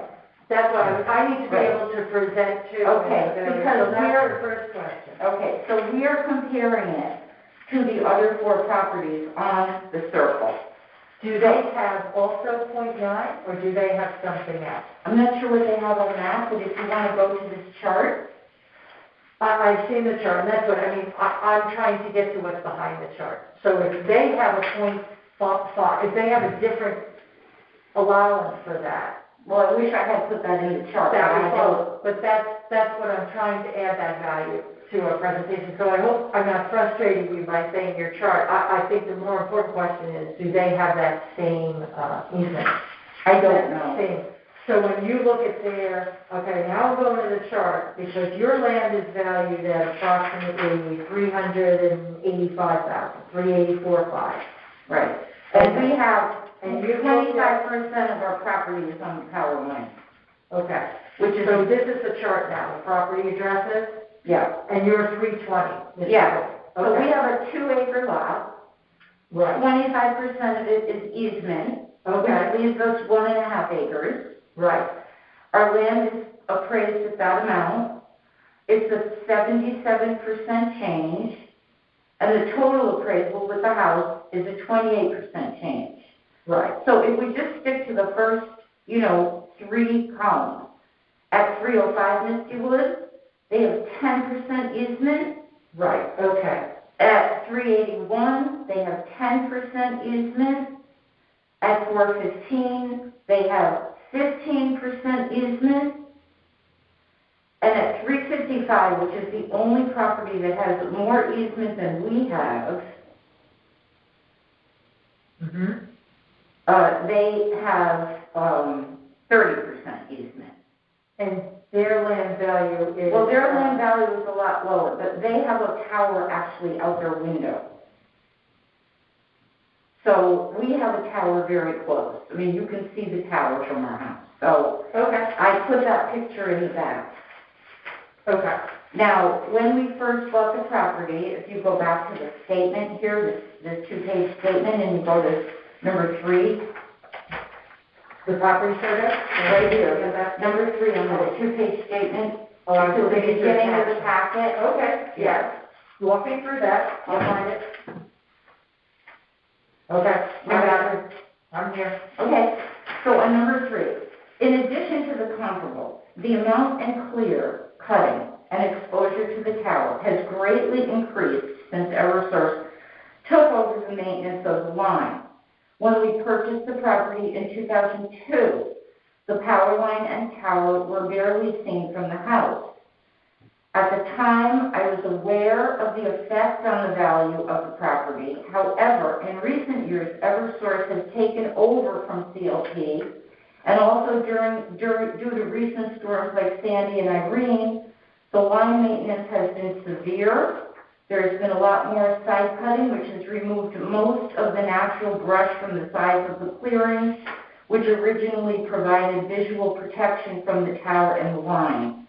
And I put that photo, which I know is kind of... And we've all done the clear, we've seen this clearing, I'm guessing since the last reval, a lot, Yes, like 30 years or so, right? Yeah. Well, I really don't know. I mean, I don't understand, why all of a sudden it's jumping up so much. The property is worth less than it was. I mean, there's been nothing to improve the property. The storms and the power outages, that's getting us. That's what they're doing it, but I understand now how it's affecting us. Exactly. So our main question is, if we're getting more exposure to the tower and the line, why did our property value increase 78%?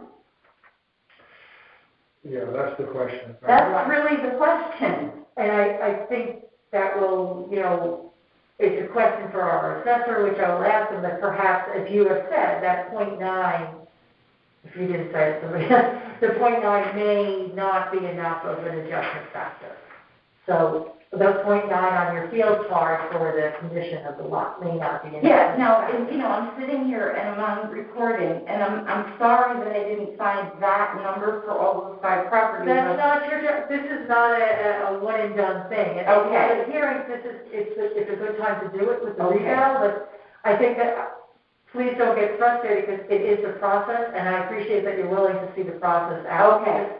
Our assessor, he really does a great job, but when we have these vast valuations, sometimes things either get dropped, and that's what the hearings are for. Right. People, if you had called in for an informal hearing and wanted to correct something, there's a lot of learnings to do with these hearings. Right.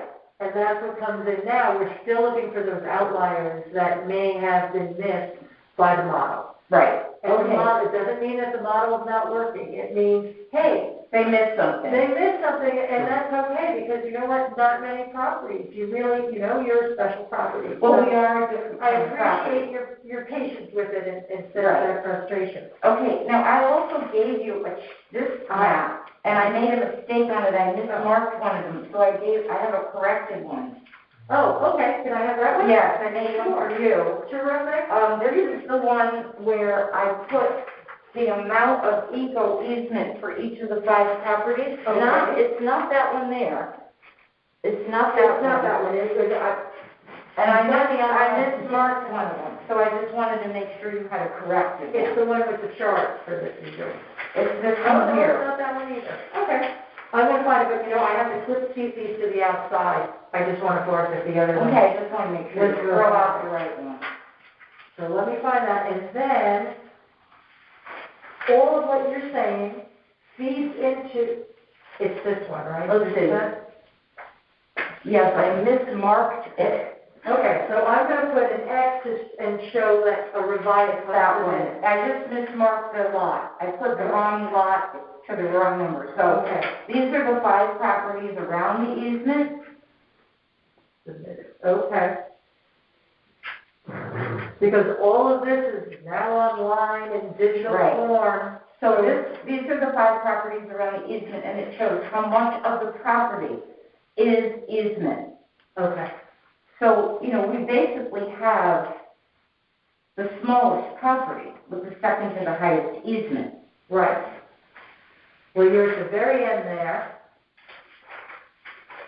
There's that piece. Okay, and, this sounds silly. Where is the tower on this picture, on this map? Okay, the tower The tower is on this map. Got it, okay. And where would it be if I was looking at it? Is it over here? Is it just, show me so that I would know? Can I come in? Yes, you can. We both asked, and where would the tower be? Here's our property. Yes. This is generally speaking the easement. Okay, The tower's here. okay. Thank you. And the other map shows an actual survey that we had done when we bought the property, that we shrunk down to this size. And that shows the tower even more clearly. You can also see the tower. Yes.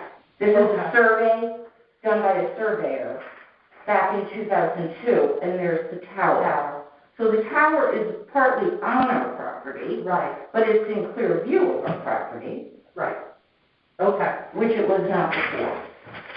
And then you did a complete presentation and included a realtor's report. Well, this is just, we didn't, there were 50 pages on here with all the different, whole listings, so we didn't put all that in there, but we just put in the comparable.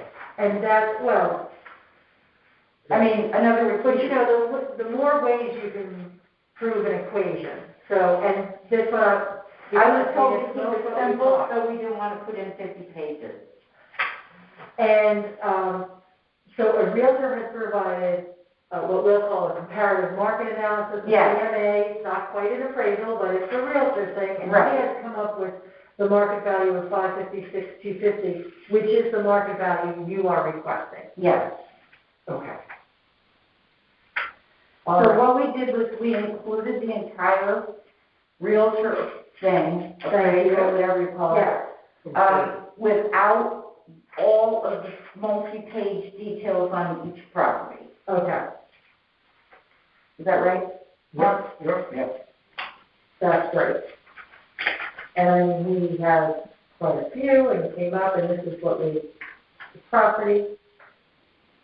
Okay, and they're sold, and the active, and he's done, and the ones that are sold, taking the average. Okay. And as many realtors have told me in the past, my house is a little bit difficult to figure out the price on because of that tower. It's a little bit of an right. To have, it's not like you're in a condominium and you say it's this model and this one, and you can go up or down a little for review or not. Right. So that's why we do appreciate having the realtor's report that adds, a lot of weight, and it's just easier for the court to make a decision. I'm still personally going to sit down with the assessor and ask him about the site index, which is what he wants to do too. With who? The assessor, Ross Murray, and to see if, there's a site. So I better understand it when I make the presentation as well. So if I were to go back and look at the field cards for the other 4 properties and see what that discount was, is it too late to submit that? It's never too late, but you don't have to. I'm telling you that's what I'm going to ask Ross this afternoon. I really have some time set aside to ask just these questions. Okay. And he's terrific. So people, we appreciate all the information that you've given us. I thank you for your time. If you have any other questions? I wanted to ask you 2 questions, and I hope I can remember them both. One of them was, is there is there a middle ground? Because, I mean, this is a huge increase for us. Well, my role today is not to give you a decision. But, I mean, do they say yes or no, or can they give you a different figure that's in between? They can. Okay. And then the second question I had was, I'm not going to remember it.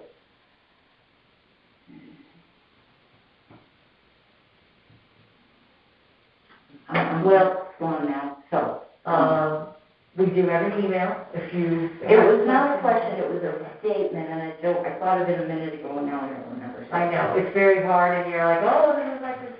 Well, plus, we got our second shot yesterday. We haven't been out of the house really in a year, so. It's all new, but isn't it a good feeling? Yeah. Good. So, as I said, I'm always going to be presenting the petition to a majority of it, and then we vote, and we deliberate, and we vote. All those deliberations are scheduled for March. Once the vote is made, you will get a notification in the mail of the decision within 7 days. So I think our biggest thing really is that, we can't really figure out why our increase of property was 78%. Compared to the other ones, which are like 4 and 2 and 3%. And minus. Minus. I know what the other thing I was going to say is, I didn't bring a map of this, but in the Fairfield patch, they did have an article about the property values in Fairfield, and they showed where they went up a lot, and where they went down. We are in one of the neighborhoods where they went down. We are in Upper Greenfield Hill. We are on the eastern border. So we're just thinking, why did it go up this much? It couldn't have, because really our should have went down. We're in that cluster of the red dots, not the cluster of the green dots.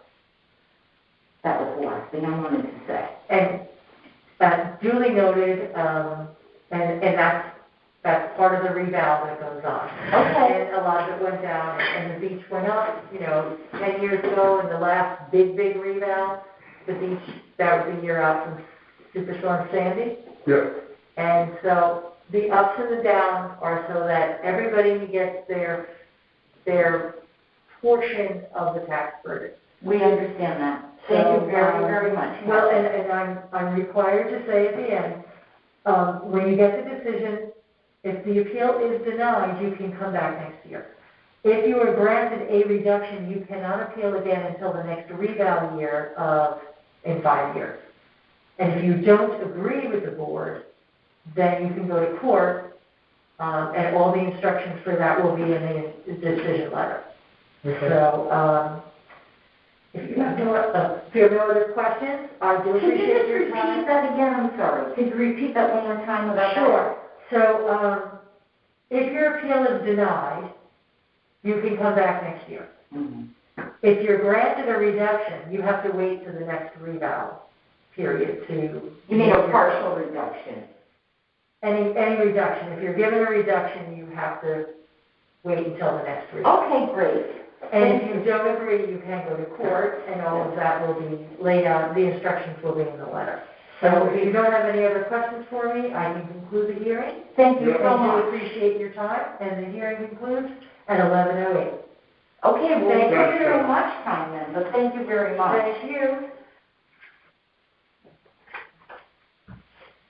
If you could do me a favor and tell the woman at the front desk to send up the next... I'm sorry that we took too much time. No, thank you. Thank you.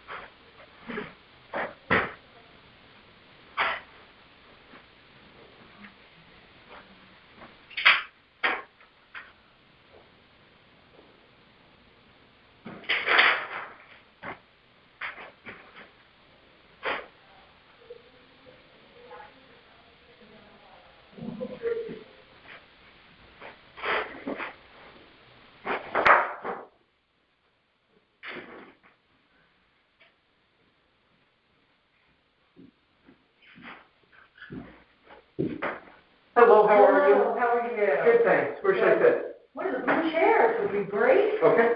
Thank you. Just, getting right, are you David Ivanko? Yes. Or you're John? I'm actually John. You're John Bradley. Okay. Let me just, this is when I swear you in. Okay. To get you to sign that after I swear you in. Okay. And,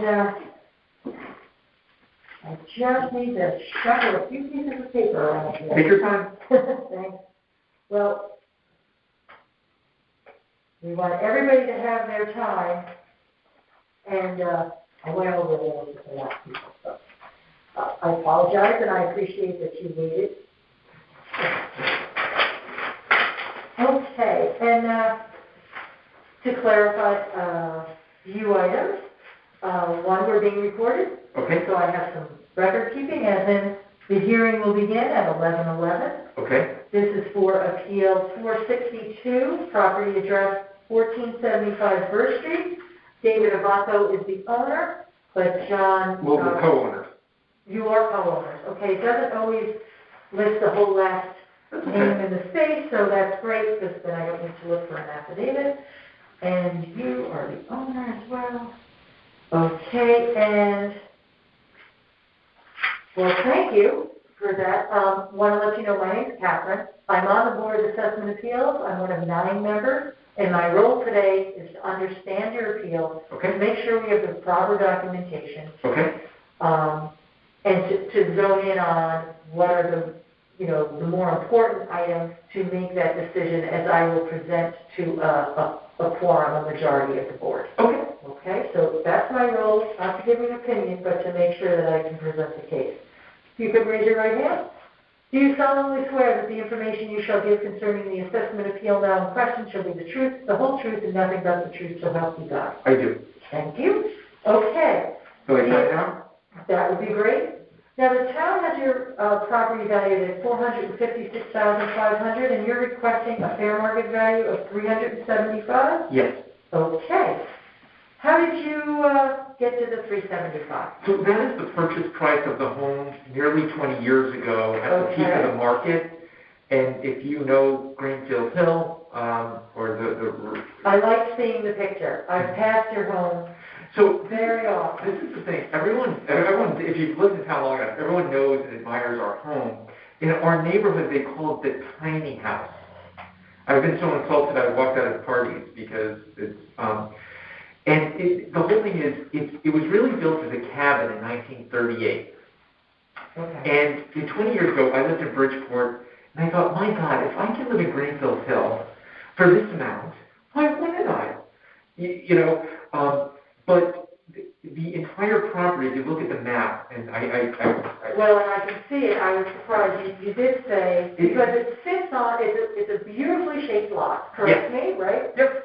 Beautifully shaped property, and this impeccably maintained home sits on one side. And I'm always like, well, what is that side? So tell me about the vast majority of your land. Sure. The vast majority of our land is wetlands. And I'm hoping this is big enough that you can see. Because pictures say, I just walked the property yesterday to take these pictures. It is all wetlands. You cannot, this is all wetlands. You can't walk in sneakers, you can't walk in shoes, because they will be destroyed. You have to wear boots, because it is truly all wetlands. All 3 acres of it is wetlands, except, miraculously, where the house is, which, They have figured that out in 1938, they figured out that the only little piece, because it was built before, I'm sure, okay, I won't get too much. But you can see the entire property is wet. And so I won't even get into the house, but I will make a couple comments about the house itself. It is surrounded by, not $1 million homes, but $5 million homes, right? And if you know who Hirsch is, the developer Hirsch? Yes, Arthur. 20 years ago, about 18 years ago, he came tearing down my driveway, knocked on the door, I was in the shower, and I'm talking to him through the bathroom window. He said, I want to buy your property. I want to build this big mansion here. I was like, oh, but Arthur, it's all wetlands. And he's all, never heard from him again. And everybody knows the property and thinks it's great, but everyone says, oh, if I ever had your property, what I'd do is I'd knock down your house and, build in the center of the property. My sister, when I brought her to the first time 20 years ago, I said, Eileen, what would you do first to this house? She'd say, I'd knock it down. Yeah, I mean, this is how bad this house was. It was a cabin in 1938 for a New York family, the Siebel, well, actually, a different last name, but Annie Siebel inherited it from her parents. And then Annie added on and eventually retired to it. It's only a 2-bedroom house. Nobody wants a 2-bedroom house on 3 acres of wetlands that you absolutely can't do anything to. So we couldn't sell it when we moved to California 18 years ago, and so we rented it out for 11 years. And then when we moved back in. Then, of course, a long story, but we moved to Lakeside Drive for a short time. It was our in-laws' house, and we had bought it 10 years ago to help them out. They couldn't afford the taxes in town. So anyway, we eventually moved back because we couldn't, again, we were going to sell it, but we were just told by a real estate, you can't sell it. Nobody wants this house. So you're better off selling Lakeside Drive and moving back here. So that's what we did. But even when we did try to enlarge, there was always 2 bedrooms, so one was the size of a closet. So when we expanded to have a larger second bedroom, we took the breezeway. So when you walk in, if you look out the master bedroom window, you're looking onto the mudroom. How many women do you think want to look out of their bedroom in the morning? I'm sorry, I shouldn't be gender specific. Just say anybody. How many people would want to wake up and look outside their window into a mudroom when they wake up every day? It was a cabin that, a poor kid from Bridgeport was like, hey, if I can live here, so. Well, and thank you for keeping the property in such beautifully maintained condition. So I've enjoyed its view for decades. Okay? I'm just saying thank you for that. Now, let me get a few things here. We do have something from the conservation here, and there's really, can you even change the footprint with all the setbacks or anything at all? What we were told is the entire property except the footprint of the house is wetlands. Okay. Now, in theory, you could knock it down and go up, but that opens up another can of worms because it's not a flat foundation or any type of, it doesn't have a basement. I'm forgetting the proper phrase for what kind of structure it is. So it's a crawl space underneath. There's no, right. And what we were told is that. So it probably couldn't support a whole lot. That's the thing. Whatever we added on wouldn't be supported by. Not that I'm asking you to change it, but. No. So, you may even have the field code. Okay, so here's the field code, and then we'll get into. And so if you look at this map, if you look at this huge thing. Oh, yeah. This little dot here is the house.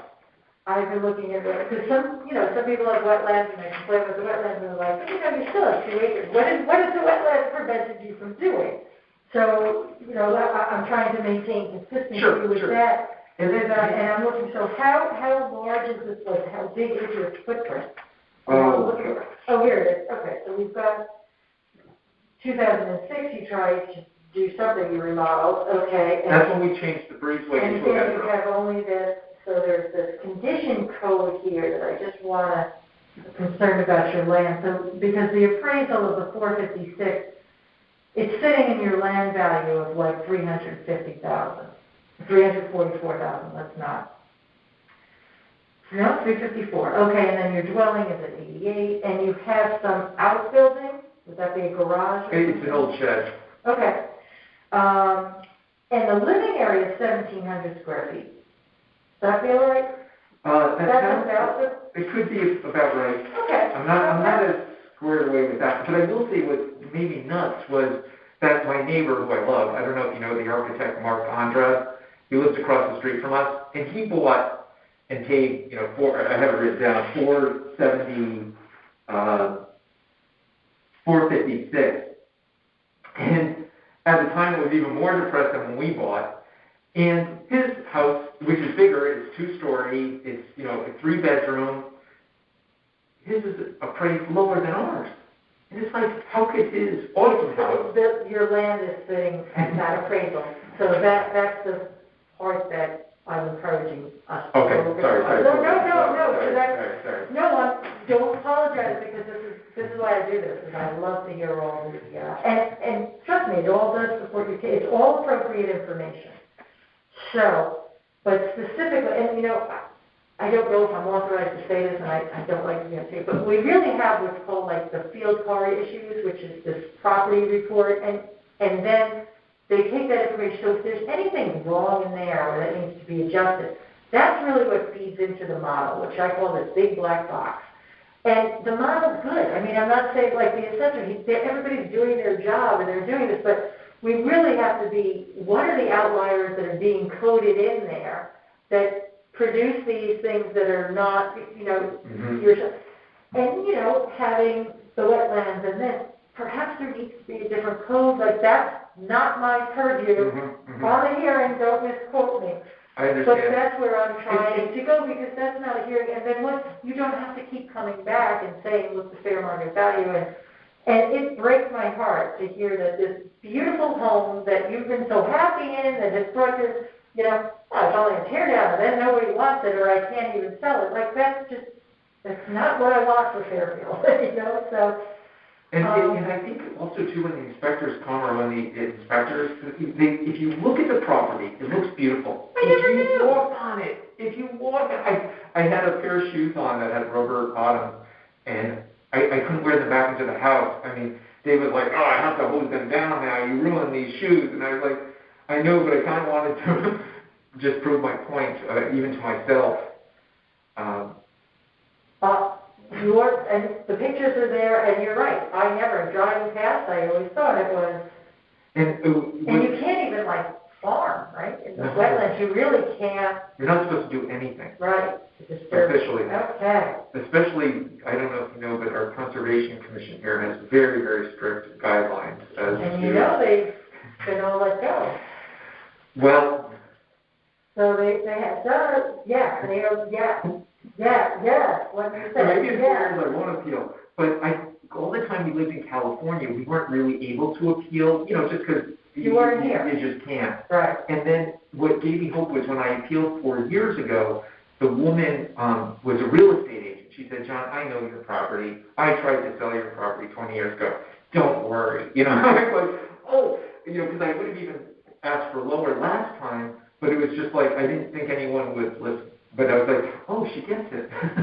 No, well, see, and you should always feel welcome to participate in town hall. That's all I can say there. Okay.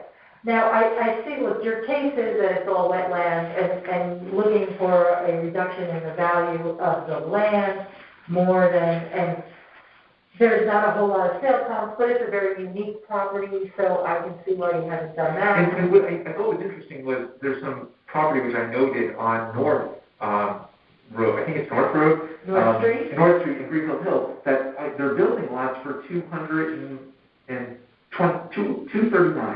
So you can buy a building lot that you can actually build a house on for $239,000, and yet my house you can't build on, but it's worth $355. Right. That's why I'm trying to get us to focus on that, and for that very reason. So the North Street land is selling for $230, you say? $239. Okay. Flat. There's a couple of them. Great. Are they listed or have they sold? Well, when I did this 2 weeks ago, they were listed. Okay. So I'm not sure if they sold yet. Right. Well, but there it goes. All right.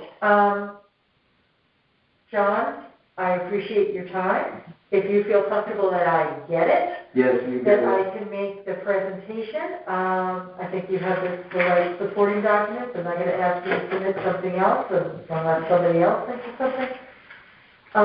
And to let you know that the next step is that I will be presenting to the Board of Assessment Appeals, a majority of them, and then they'll vote, we deliberate, and we vote. That's all going to take place in March, and within 7 days after the hearing and the decision, you will get a notice. Great. If the appeal is denied, you can come back next year. Okay. If you're granted a reduction, you cannot appeal again until the next reval year, which is 5 years. And if you don't agree with the board's decision, you can go to court, and instructions for that will be all in that letter. So if you don't have any other questions for me at this time. No, I don't want to talk to your Well, you could, but we could conclude the meeting at 11:25. Okay. And do, again, thank do I you take for this your as time. well, or do you do that? No, I take it. Okay. Thank you. So we'll just send that to the next person. Okay, the 12th, thank you. And I think you're a volunteer, so thank you for your volunteer service to the town. I volunteer on a different capacity, so Oh, what do you do? I'm on the fire commission. Oh, very good. See, getting with all these meetings, I'll tell you, that's the hardest part, knowing Roger's rules, having everything recorded. We're all feeling a little Yeah, the Zoom. out of our element. Yes, yes. The WebEx, is everything working? I have to look for the green light. We're all doing our best. Thank you so for much, your Catherine. time and Catherine, for your volunteer. You're Catherine? I am Catherine. Thank you, Catherine. Thank you. Bye-bye. Take care.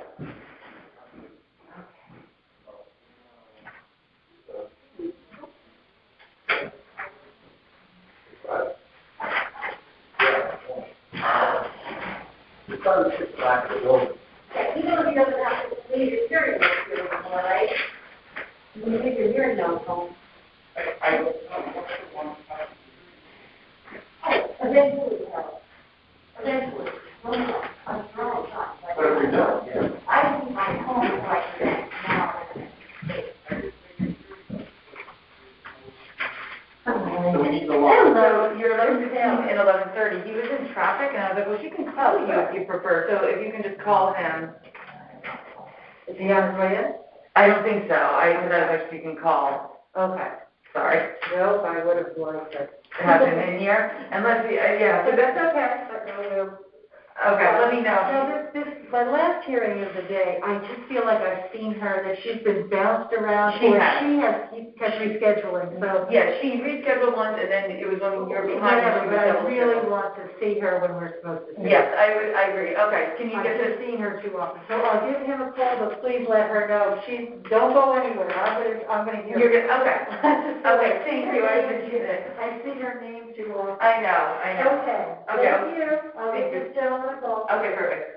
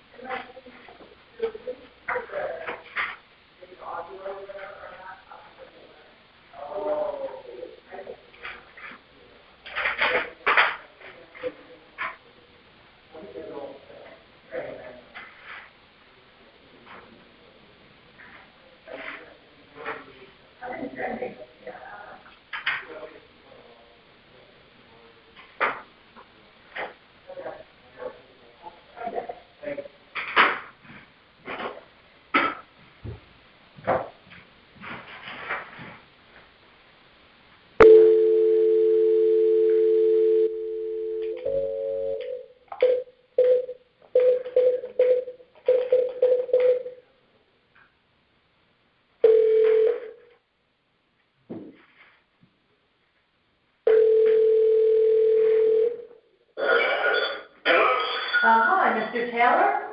My name is Catherine Giff. I'm calling to the Board of Assessment Appeals from Fairfield Town Hall. You expecting a call? I'm good. I understand you're in the car, and we're both running a little late, so I appreciate getting this done by phone. Thank you. Weather's shooting, I'm stuck in traffic, so. Okay, terrific. Well, pay attention to the road, but, okay, to let you know, the hearing will be recorded. All phone calls and the hearings are recorded for that reason, so I have a little bit of record keeping. We are going to hear two appeals today from Mr. Taylor, number 162 and 163. 361 Cross Highway and 373 Cross Highway. The owner is Chris Taylor. He will be the appellant. The town has valued number 361 at $279,200. Number 373 is valued at $217,300. And Mr. Taylor is requesting a fair market value for each lot of $35,000 each. Is that correct? Yes, ma'am, just so to clarify the record, Muddy Puddle 3 LLC and Muddy Puddle LLC are the owners. I represent them. And are you, because I don't have an affidavit, so you... Yeah, it should have been an affidavit. I'm the manager. I'm listed on the Secretary of State passport. Okay. I don't have an affidavit. Should have been in the application. It should have been, so I will follow up on that, missing the notarized affidavit. It may be somewhere. And I think, let's still hear it, knowing that the paperwork is probably just not in the right folder, okay? Yeah, just to make your job any easier, the notices were mailed to me, and it's the owner on the notices, and I was the authorized agent. And you are listed as the appellant, so that part is in the paperwork. I just want to make sure that there's the notarized affidavit at point. All right, these appeals will begin at 11:32. And, sir, I need to swear you in, so if you could keep one hand on the wheel and raise the right hand. Do you solemnly swear that the information you shall give concerning the assessment appeal now in question shall be the truth, the whole truth, and nothing but the truth, so help you God? I do. Thank you. So, Mr. Taylor, how do we come up with the $35,000 requested value? Well, on 361, Muddy Puddle 3 purchased it from Miss Maureen O'Hara, whose father, Thomas O'Hara, was one of the original O'Haras who subdivided the property. I acquired the property for $33,000. It was listed with Stacy King Diadio, or Stacy King, for years at $98,000, and they never got any bites on it, particularly because when you went to wetlands told everybody it was an unbuildable lot. Through the wetlands, you could not get a septic system in it, and that was then confirmed, I believe, by soil scientist William Kenny. It's an unbuildable lot. Saying you own property in Greenfield Hill, I acquired it, I think, for $33,000 or $35,000. It's listed as $32,000 purchase in July of 2020. That sound right? Correct. Okay.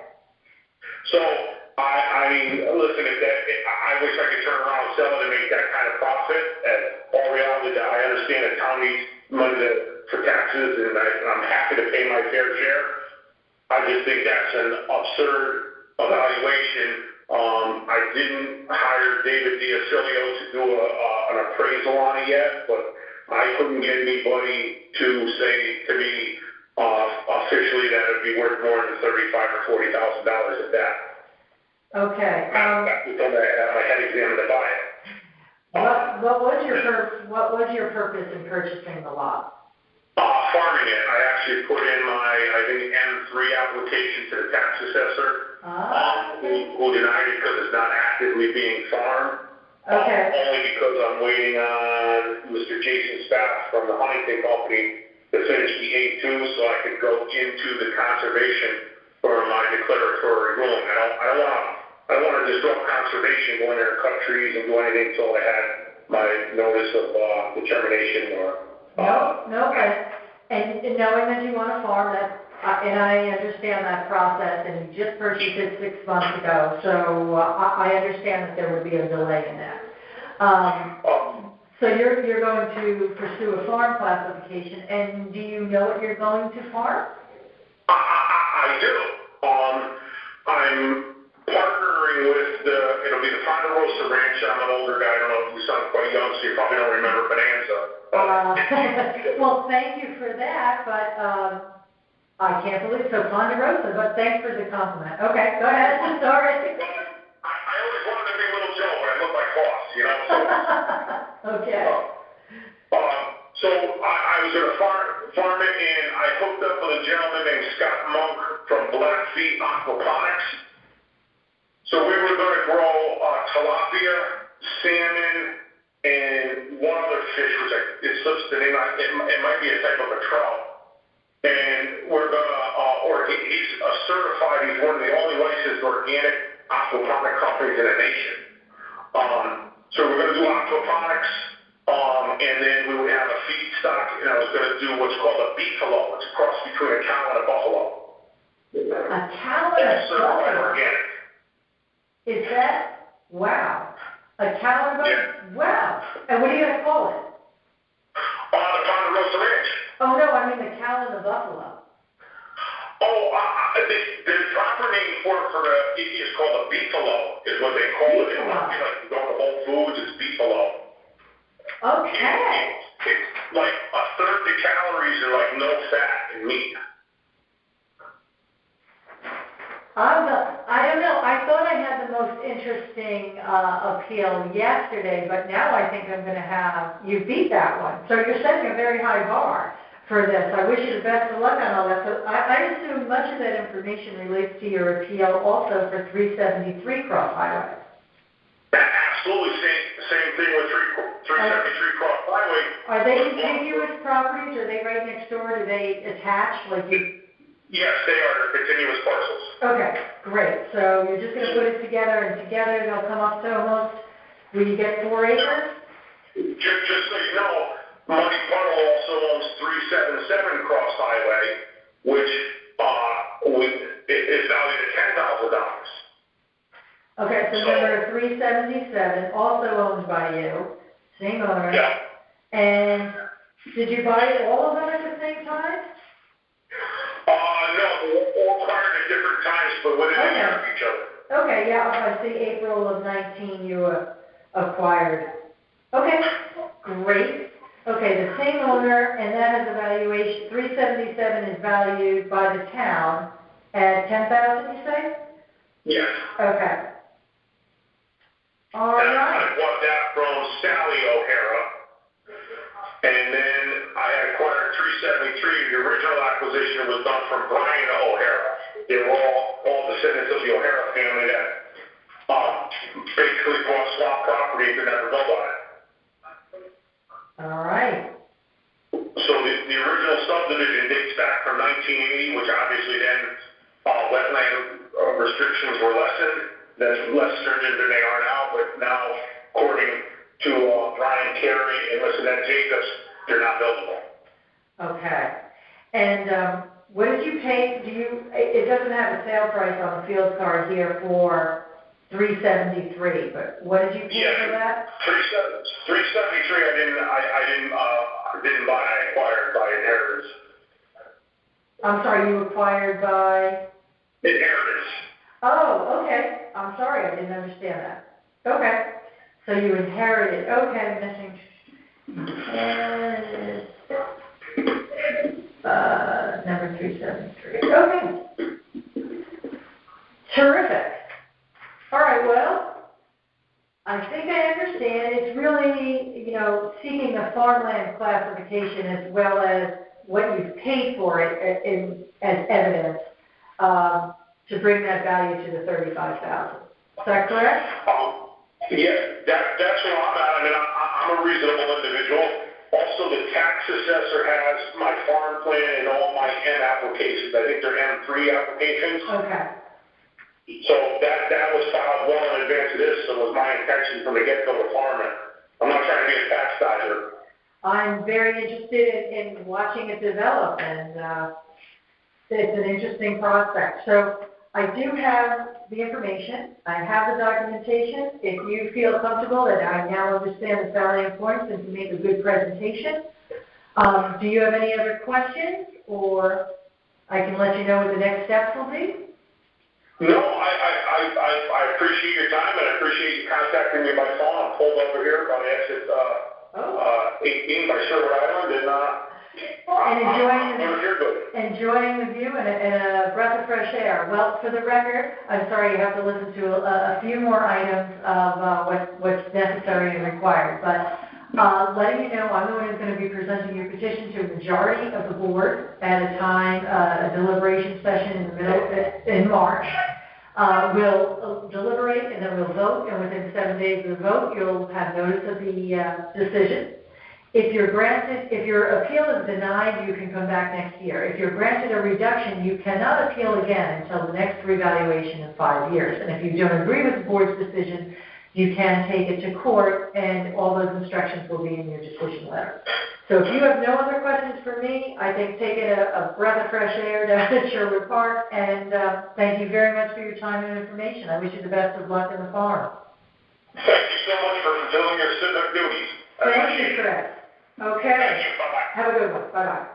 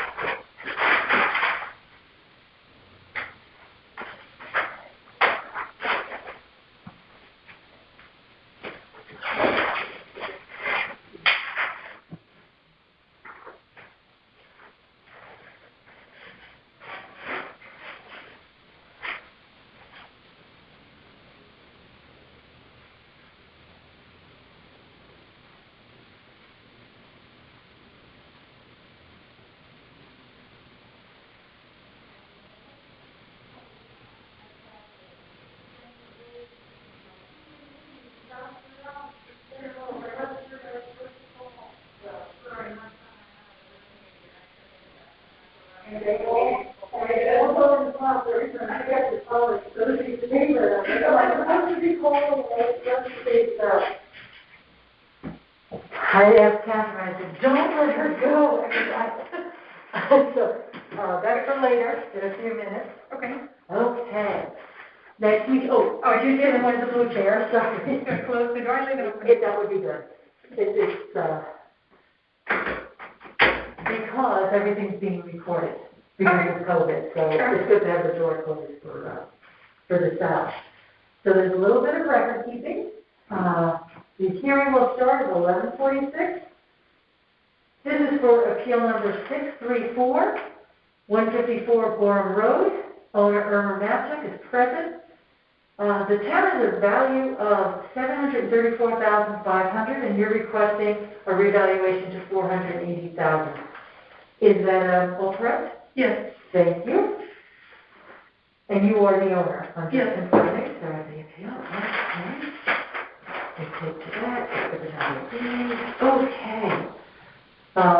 So Irma, my name is Catherine. I am on the Board of Assessment Appeals. I'm one of 9 members. My role today is to understand your appeal and to make sure that we have the right documentation to present the case. Sure. I will present the case to a minimum of 5 of the majority, and who will deliberate and then we'll vote. Okay. Okay, so that's the process. So my job today and your job is to make sure I understand your valuation. So, let's say, how did you come up with a fair market value of $480,000? I pulled properties that were similar properties that they sold in the area. Perfect. I have 3 of them. Okay. One that sold for, one that is in an excellent condition, beautiful house, has 2 bathrooms, 3 bedrooms, just down the street from me. It sold for $599. The house is gorgeous. I have pictures. It's just renovated, new roof. Everything is beautiful. Okay, could you give me the address and when that sold? 740 South Pine Creek Road. 740. Okay. Yes. It sold on July 6, 2020. Perfect timing. That's within the reval time, so you've done a good job. Thank you. The house is 350 square feet more than mine. Okay, so you're at, there's just a way that we present the information. So it's saying 350. So, and that's why it's not that I don't want to hear you. I just want to put it in the easiest context to present. That's all I'm trying to do. So you have 1,171 square feet. Yes. Okay, so this one was closer to 1,500 square feet? It was 1,414. To be precise. Okay, and in this packet, do you have I see a lot of pictures, I'm assuming, are of your house. Yes. Okay, and I don't have the listing for that. Is that correct? I have it and I can leave it with you. I would love that. Do you mind if I take a look at it, or do you need us to talk with? I need to talk to it. You talk to it, and then you make sure I have it. Yeah, that would be great for the client. Okay, so this is 740 South Pine Creek Road. Sold for $599 in July. Yes. Okay, and it has 3 bathrooms or 3 bedrooms? 3 bedrooms. Okay. And 2 baths. Okay. And yours? Mine has 2 bedrooms. 2 bedrooms. Okay. And at the moment, 0 baths, because my house is in a condition to knock it down, and it's been since March 2020. The plumbing is gone. Since March. What happened in March? I bought another house, and we're thinking to tear this down and build a new one. So, first of all, we're thinking to renovate. So we kind of gutted inside because the plumbing fell apart. It's very old. The kitchen is like 60 years old. It's everything in condition. So you bought 154 Gorham when? 14 years ago, I believe. 14 years ago. Oh, okay. So, and you lived there for a period of time? I did. And it's dated condition? Yes, because I was thinking to renovate, but my husband left and I ended up doing nothing. I bought another house. Oh, so then in March you say, okay, I'm going to start ripping into the studs, and then, oh no, it's in this condition now. And the COVID hit and nobody wanted to work, so it was standing in abandoned for almost a year. But since March 2020 and in October of 2020, it's still condition was the same. Needs new roof, new plumbing, new windows. New floors, new bathroom. My house used to have only 1 bathroom, not even 2 or not even 1.5. The heating is not working. There's no AC, never been an AC there.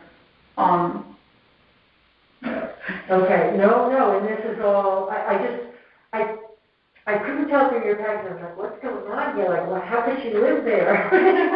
No, I don't understand, but now I understand. So you had these plans, and then COVID hit, and so, of course, you haven't sold, but you have moved out, so it is literally just standing there right now. In awful condition. Uninhabitable. Yes. At this point, okay. And it wasn't heated, wasn't air conditioned for a while, so the house now is really tear down condition or complete gut. It's been vacant and back to expense for a year. Yeah. Okay. Okay, so left to the elements. Okay. Well, I'm glad you found a place to live. Okay, for a year. So now I get where you're going. All right, now I understand all the conditioning here. And I just want to check this is yours, 154. Okay. All right. Okay. So you have what was happening. Now, the comps that you were able to provide at 740 South Pine Creek, that was a total redone? Yes, that was a beautiful home, and I have pictures you will see, and I've been in the house when it was listed. It's gorgeous. Okay, and that sold for $599? Yes. Okay, in July. Okay, you have more? I calculated my house to bring to that condition is at least $260,000, and I have calculation here. Okay, that's good to know. If not knocking it down. The other house, should I go to the next one? Yes, please. The next house is 127 Gorham Road, which is on the same street, 2 houses down from me. It sold on 12/20/19. 12/20/19, also within the period. Okay. It also was 3 bedrooms, 2 baths. It's a little bigger than mine by around 50 square feet. Okay. But the lady outside completely renovated before she moved out. Again, I've been in the house. It's in very good condition. It has new roof, new siding. It has raised second floor, has, of course, heating working, and also has air conditioning. Okay. It also has a large deck in the back. And what did that sell for? That sold for $575. Okay. All right. And do you have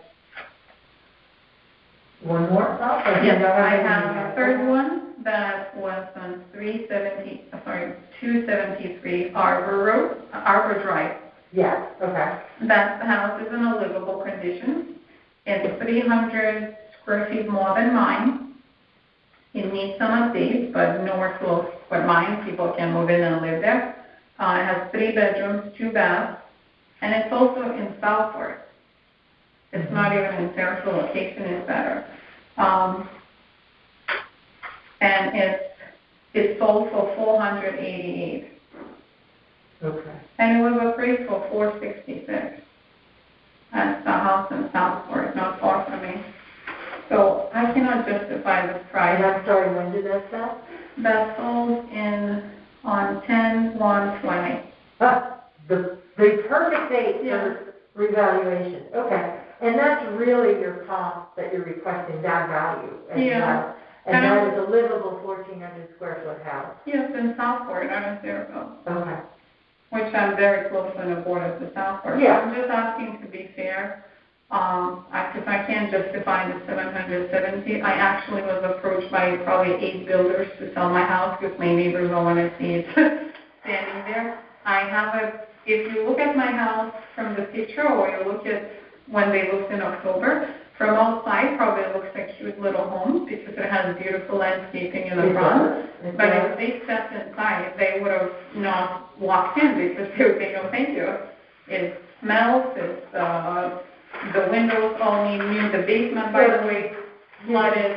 You've clearly done the demo, and then... The walls inside, as you can see, are rotted from the pictures. I can give these, I don't know if you have these. Yeah, I have quite a few leaking basements, the siding.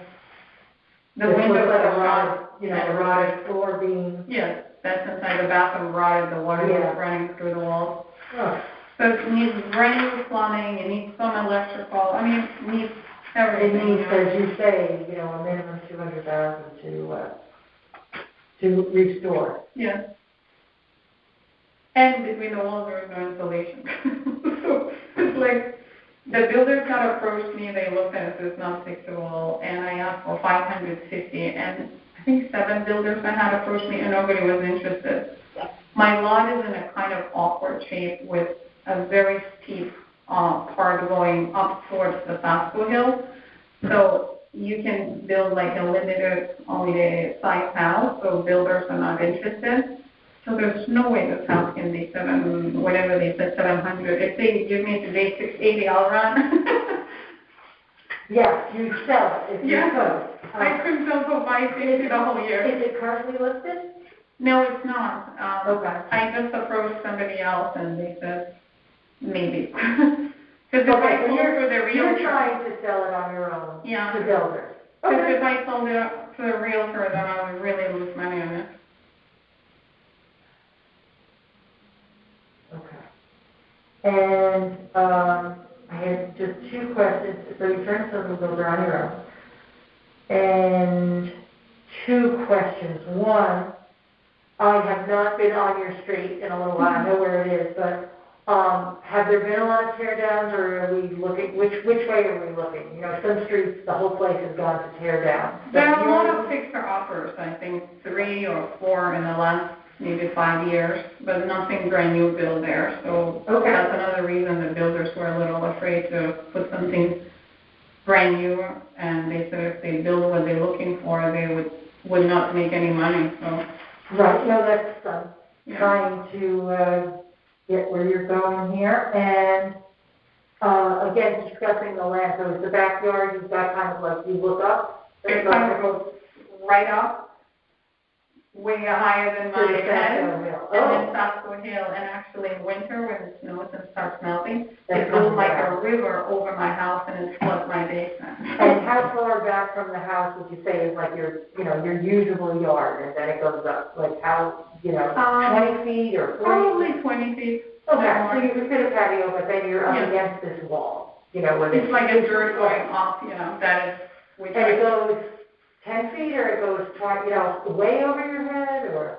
No, maybe 10 feet. Okay, just to, you can't just take that out, I understand. So, and then for years I had some kind of discount on my land because it's underground stream that's constantly running through even in summer. Underground, not above the ground. And because of this weird shaped lot, it used to be. And what's weird shape, other than the slope, or is there some other? It goes into like a triangle like this. Oh, it's got a pie. Yeah. A pie. Are you on a corner, or? So if the street is here, the triangle goes like this. Huh, okay. So you have a lot of frontage, but then again. But in that front is that hill, so you really can't go to the back to build a bigger house. Okay. And then you're stuck on the right side because it goes at angle, so you cannot put in the back a garage. It's very limited space to build. Okay, and then limited. And when we bought the house, actually it was misrepresented. I thought I bought a land that is 0.6 acres, and then I found out 10 years later that it's only 0.4. Yeah, and it was a mistake in town. Oh. Okay, because you had a survey done at some point. Yeah. Okay. And you're still closing the back. That's where I wanted to take a look. All right. And okay. Yep. Well, it's 24 now on this one. Okay. Ms. Magic, I appreciate all your time and information. Would love if you would leave those other sales with me. That those are very helpful. I appreciate hearing your experience. So I hope you were able to stay in town and didn't have to leave town when you moved. So. Yes. Good. Do you have any other pieces of information that you think I need to know? One more thing I forgot to mention, that my upstairs, which also counts as our square footage, 1/3 of the second floor was never finished. and I'm sure it's calculated into the square footage, because the room is so small, and the ceilings, and you really can't put a room in there, because even the bed doesn't fit. So we kind of kept it as a storage room, but it's not finished. Okay, so it's saying, the field card says a little less than half. It's giving you 300 square feet, whereas the floor area is 750. And it's a cape, so I don't know. Yeah, the mean wall. So I think that has been calculated into your 1,100. Because the builder said when he measured, said it's calculated the whole second floor, but you're going to be half finished. The living area is less than half, according to the field card here.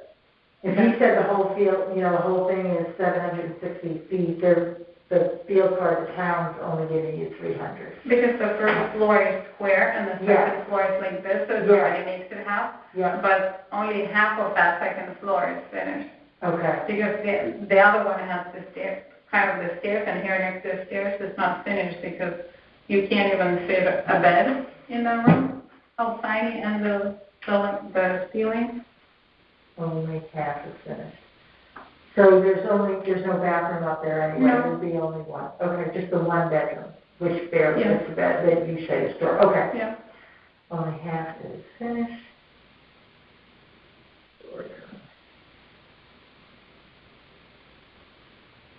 Every time I was thinking to renovate the house, everybody's like, this is a awkward house, just knock it down. I'm like, I don't know money to build a new one. I know that there's sometimes, functional obsolescence or but it's always sad to see, families grew up in all those homes. So I appreciate both sides, everybody's just knock things down. Okay, well, I'll take those, and I appreciate calculation, at least minimum what my house needs to make it up to that, the comparison, the most beautiful one. Right, and we went over that one, and I think that, I appreciate all three, and it's very good. I mean, here is a $488,000, so I'm going to put that one on the top. I appreciate all that. Do you have any other questions for me, or I can tell you the next steps? I just want to see around on that house. Okay, so what happens now, I will present to a majority of at least 5 of the board in March. We're going to schedule all the deliberations, and there will be, we'll deliberate and we'll vote. And then within 7 days of the vote, you will have a hearing notice of the decision that's made. If your appeal is denied, you can come back next year. If you're granted a reduction, you have to wait till the next revow period. And if you don't like the board's decision, you can go to court, and there will be instructions for that in the decision letter. Okay. So I thank you very much for your time. I wish you the best of luck. I hope things all work out for you. And thanks. Have a great day. Thanks. Do you sign this? Or? Oh, please. Did I throw you in? I hope. I guess. You shall only swear that the information you shall give is the truth and the whole truth. So help you God. Okay. Supposed to do that before, but.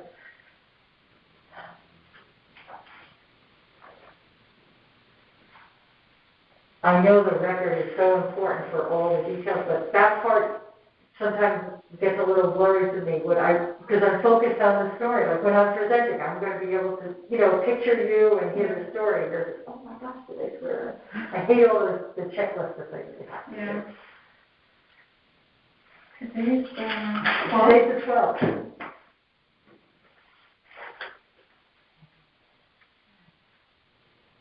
Oh, the last one is your signature. Yes, that's it. Okay, thank you. The hearing is concluded at 12:05. Thank you very much.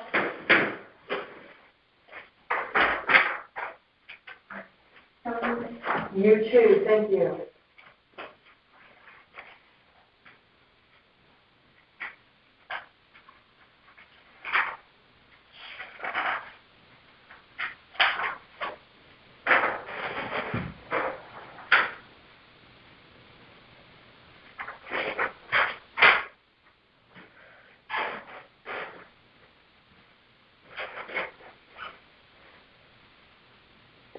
Board of Assessment Appeals hearing for Bridge 2, Room 2, for the morning of March 12th are now concluded.